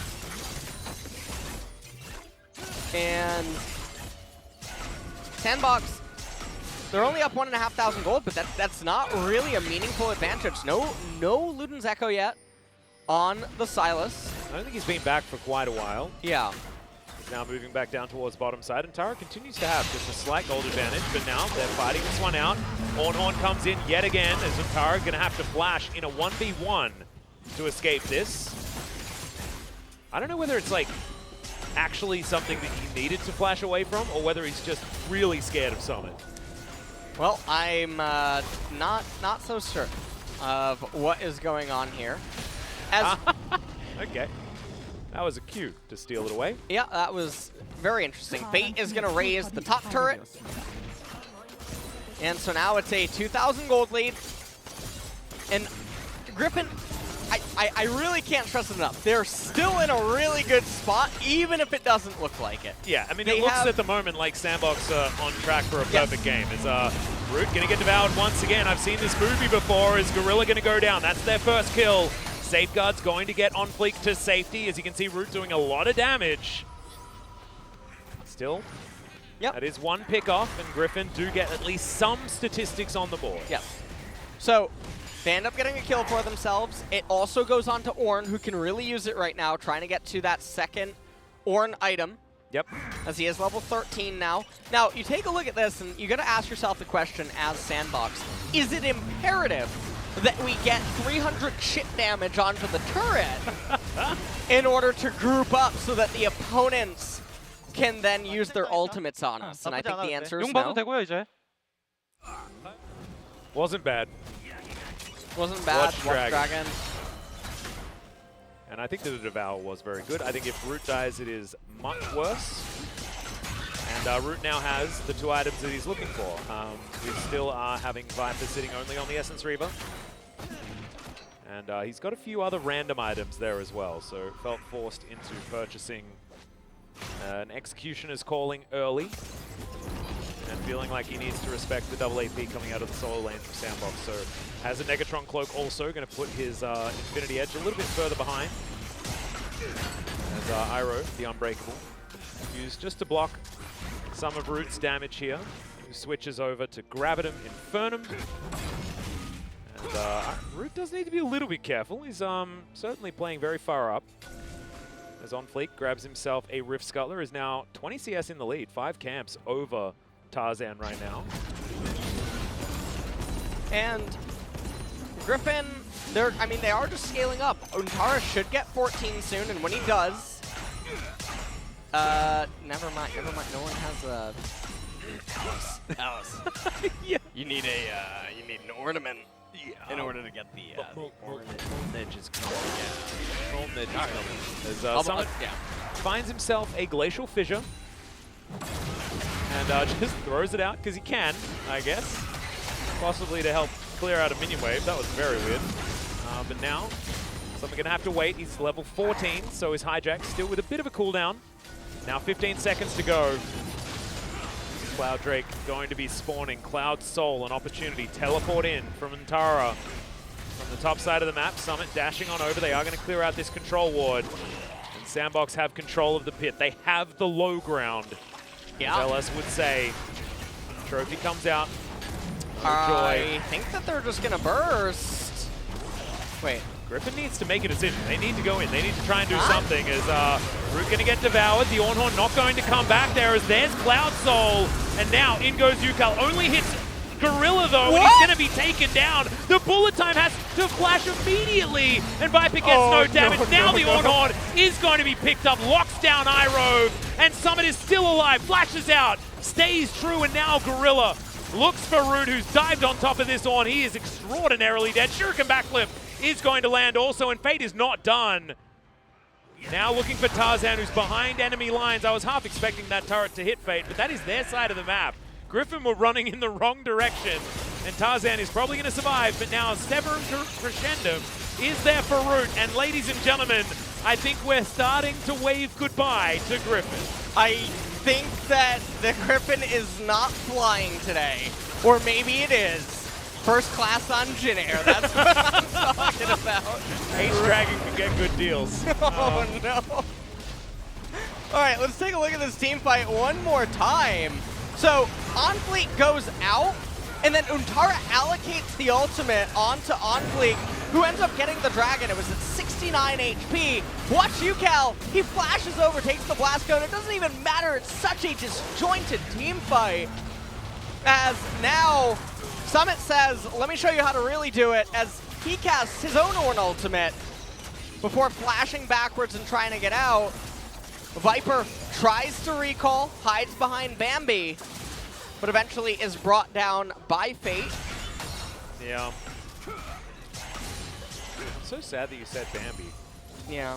Although I guess I was already sad, given the nature of Well, this game. But one of these teams had to go, right? That's just how it works. It wasn't stolen. You open the first page of that book, it will certainly say Griffin. That is, however, this is actually I think a reasonable Morello purchase relative to the power that he needs right now. Because there's the Silas, there's the Akali. I mean, there's even Aphelios, Spirit Visage on Blake as well, right? So, I think given that he needs as much power as he can get right now, it's the unfortunate situation. Well, Summit just going to dash on over, and Tara is going to land the ult here. As Summit, can he deal with 5 members? The answer's no. But Akali's going to take the turret on the top side of the map, and Summit is just buying space. Has teleport, but will be back in 40 seconds. As he is certainly very high level at this stage of the game. 7,000 gold is the lead for Sandbox. Cloud Soul in hand. And that will actually be very useful given this split push situation. Pressing R and then being able to run real fast is certainly something that Sandbox will be able to utilize. Yeah, for Tara sure. holds onto this minion wave. Rabadon's death cap going to be completed here soon on Silas. Oh my god, that is going to be so much As Forge Fire Cape was built. No ornaments. Oh no, I think Molten that's Edge. the first one. Yeah, Molten Edge coming in. No one else is building an ornament. And Viper just missed the cannon minion. So... Well, Atlas, I said in the champ select that if it was possible to lose game 1 and 2 with these ginormous draft edges, something is seriously wrong. Yeah. And Sandbox are, I mean, nothing even happened. They played ping pong for the first 18 minutes and then out-rotate, or not even out-rotated, just out-danced Griffin. And it's overall just very surprising. And the Lee Sin Spirit Bomb might have worked. Well, I mean, on Fleek, he's 0-0-2 out of the 5 kills that Sandbox have picked up. It's not quite a 50% kill contribution, but he'll be able to get there if he participates in the next one. And this will be Lee Sin's first win over 14 games. Zyro looking to clear out this vision. It's not over until it's over, though, guys. And it's only a Cloud Soul. It's not a game-winning Dragon Soul by any means. And this Griffin team comp is still way better. And so if this game continues and they are able to mitigate Sandbox just moving over to subsequent Barons, Elder Drakes, things like this, and there is still a chance, but it is slim at best. Zonfleet connects the Q, fair bit of damage there still. You can see Root does so much work. Phantom Dancer complete. A lot of crit, also has a stopwatch available, and that plus a Tahm Kench is going to mean that Aphelios is very safe in these fights. But it doesn't change the fact that he still has the issues that we stated in the draft phase, right? He should theoretically have a very hard time participating in fights where Viper can sit back and bullet time and all this sort of stuff. It's almost 5 melee champions, basically, on the side of Sandbox. Yeah. Given how awkward it should be for Aphelios to fight against the MF Trundle, Ornn, and Azir. And if Griffin just holds a Phalanx, has the Braum and Trundle act as defenders, use Pillar as an interrupt rather than as an offensive ability. Let the Sand Soldiers and the Make It Rain sort of lead the way for you. Yeah. And honestly, I mean, here in this game, the only thing I think could help Griffin possibly at this point would maybe be Annie, but Oh, man. maybe a little bit too far gone even for that. Yeah. Well, they need to be able to switch out a champion mid-game, which is certainly tough. Yes, Annie. Makes me think of Tabe. Remember Tabe? No. Annie support god. Oh, wow. Yeah. That's a blast to the past. Oh, yeah. It was always fun on the desk as Summit picks up a call of the Forge God. Needs to be careful of Irove. He can cycle through these ultimates very, very quickly, as we know. Now standing over to the side. He was on vision. Not going to get removed there as Root trying to do the damage. Okay, there's the on-horn. Looks for Ntara with it, actually. The UCal Sand Soldiers, they do need to be respected. There's the knock-up onto Root. No Devour just yet. Does come in now. Gorilla spits back Root. Now they're going to have to wait before they can use that again, but you can see Crescendum able to get a lot of damage down as Root does have the weapons that he wants. And look at this from such long range, and he's still sitting on the Moonlight Vigil. This is really scary. They're getting slowly escorted. Akali. Wait, did he just smite red? I think so. Wait, he doesn't have smite. I wonder if they're communicating this, that Tarzan... He has another charge. He will have it available for when this Elder Drake gets low. But will they even be able to get into the pit is going to be the question as Summit trying to play goalie. Fate wrapping around as well. They are going to take the Elder with no response from Griffin. They've still got 0 neutral objectives so far this game. They haven't even got a turret. The only thing they've picked up is 2 kills. And we did state that Griffin, they have a composition that can just sit back and play for the late game, but this is not what we meant. We didn't mean give up everything. As Sandbox just casually stroll now with their Elder Dragon over to the Baron. They have 2 minutes of Elder and a couple of minutes, 3 minutes of Baron buff to really crush down onto Griffin. 10,000 gold lead. I mean, great relief fund here versus spending big as it's a 10,000 gold lead. Oh no. I think you were right, Atlas. I think they didn't quite get the memo that you don't want to give too much relief over to the enemy team. But Elder and Baron, they're now going to make their way in. This could just be the final push. There's actually no ornaments. There's just one on the Molten Edge. You can see the death cap is being built towards for the Azir, but they're not going to have it. The other problem for this team fight is the base levels. 1 in top, 2 in jungle, 1 in mid lane, and 2 in AD carry, 2 in support. That is a lot of just damage that they can absorb for free. Yeah, exactly. And Root is like so far ahead. Same level as the solo lanes on the side of Griffin, apart from UCal. As Ornhorn does come in here. Summits, though, and is going to send it back. But you can see how quickly the hijack is going to be available again, now that he does have 3 points into it. And this inhibitor turret in the mid lane is going to be taken down. Root going to make short work of the inhibitor as well. Severum Crescendum is done, so Root can certainly fight close range very effectively. But 2 inhibitors fall very, very quickly. And Griffin just look like they have absolutely no answer. It's almost like they've accepted the inevitable at this point. They still need one more team fight. They need one more opportunity. And they're going to have to repeat that over and over again if they're going to stand any chance. They're going to need multiple miracles to save their LCK lives in this moment. Otherwise, they will just be demoted. And this is the last promotion tournament, the last opportunity to get back into the LCK without paying a lot. Oh, Root? Yeah, they're going to take a lot of damage. Gorilla holds onto the Devour, though. Root can use the Severum to keep his health bar high. There's only a Baron buff remaining right now, so it's not like they're fighting back against the Elder. And in theory, this means that Griffin will have one more rodeo if they can manage to hang on. Baron, this is going to be the last minion wave for it to be crashed in. They will get the 7v5 enabled, and it's all happening at once, which means there's not a whole... Oh, this Moonlight could be Vigil it. comes down. He's got so many chakrams. What the heck? The amount of damage available from Root. He's taken down the Trundle. There goes the Braum, but he's just goes a little bit too deep. They're trying to take down the Nexus turrets. The Summit is very low. Runs away from the tower shot, but isn't going to keep himself alive. Now, Viper and Yukal, they're the last men standing, but they should be able to be enough to defend this one Nexus turret. Unless the super minions are going to be too much. They do have a lot of wave clear. There's no Baron left. And Sandbox are going to have to reset by the looks of things. Now, this is actually an interesting timing where if you could actually suicide for the Nexus turret and just have your death timer go up, it would actually be worth it. Because you look at the map and there's nothing for Griffin to do. Yeah, and also they can't leave because one Nexus turret isn't going to stop 6 super minions coming in every wave. Yeah.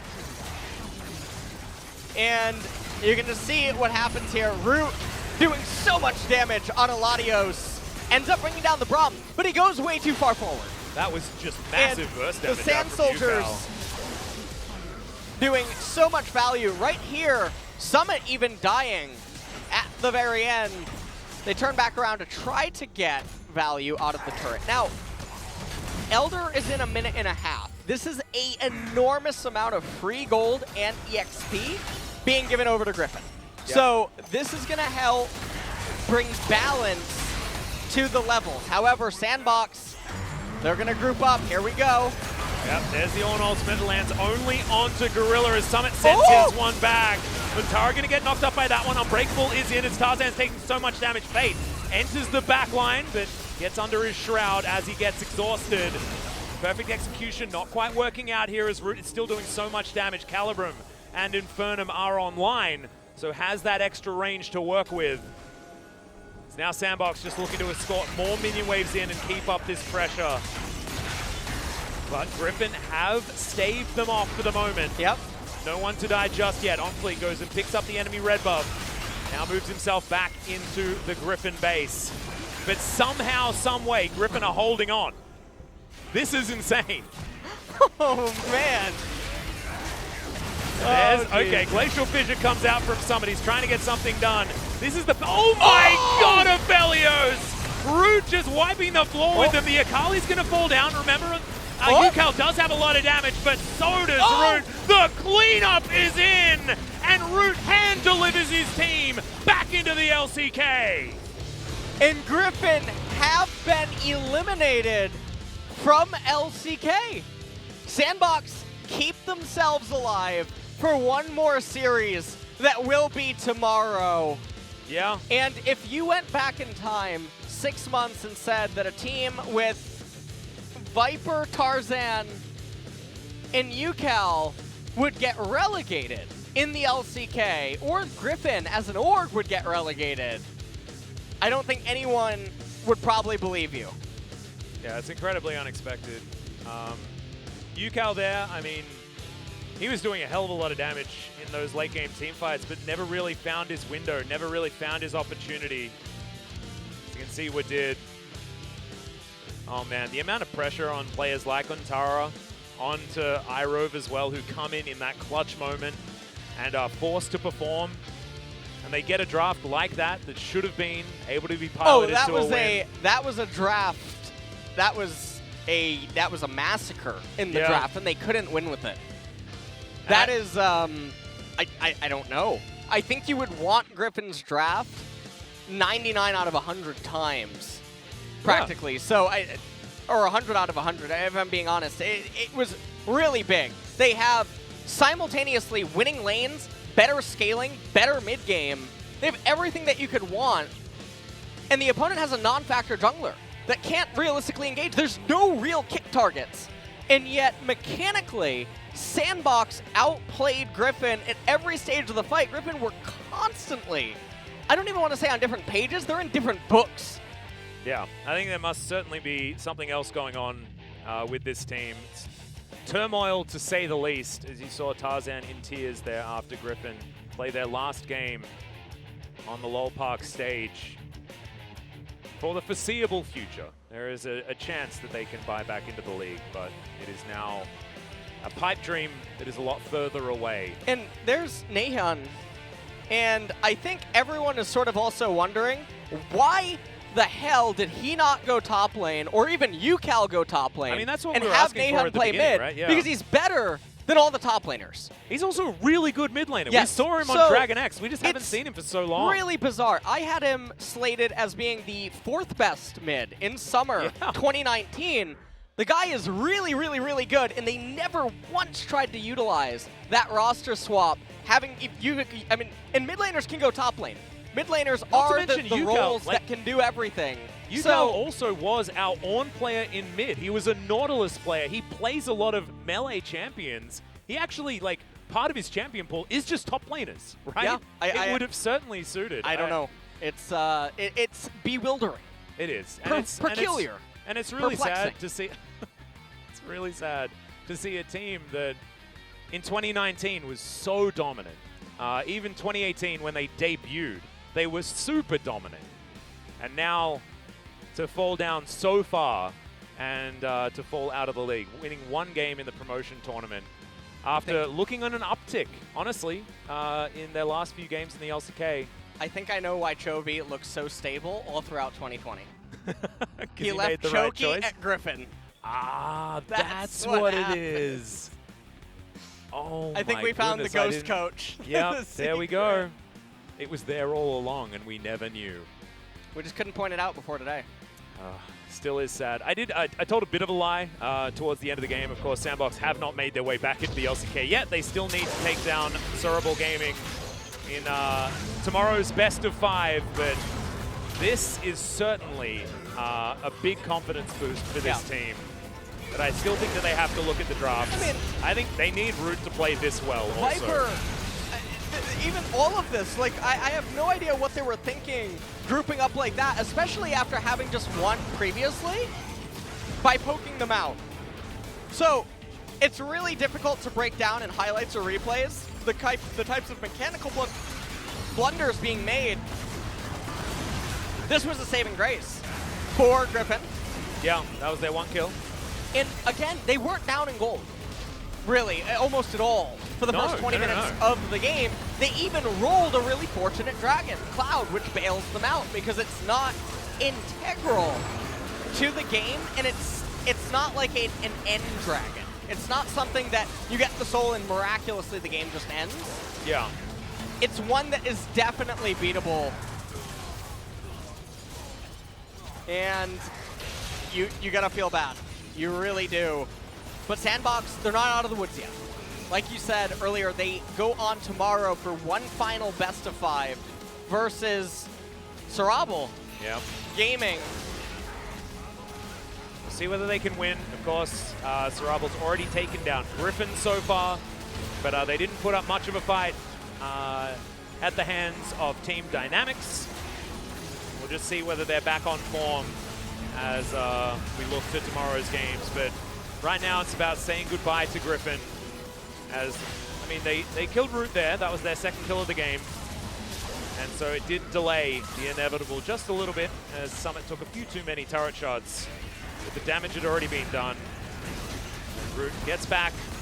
And then look at this AoE damage. This Aphelios just did so much work in a comp that he shouldn't have been able to do work on, right? Like, he's now frontlining as Aphelios, and he wipes the floor with everyone. It was really strange, Atlas. What? In a comp where he shouldn't be able to ever hit, he deals top damage. So Root found the route to victory here today. He did. It was via Ezreal, then Aphelios, and he played both of them gloriously.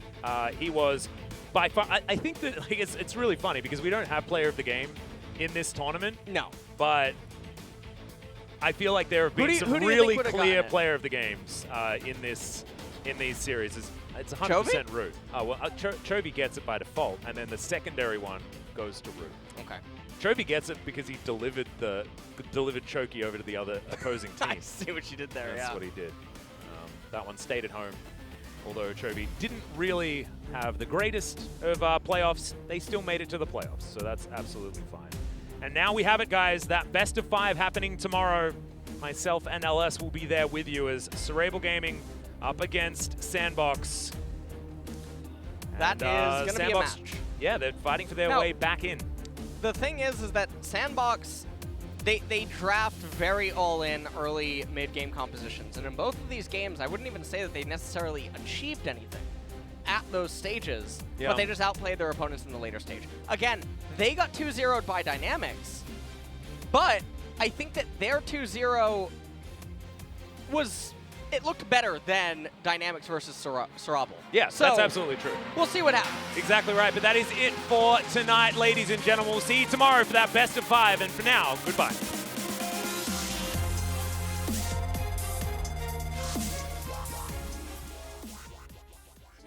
And I am ready to take it on. You told me to be myself and never feel alone. You're all that I want, you're all that I need. If I was ever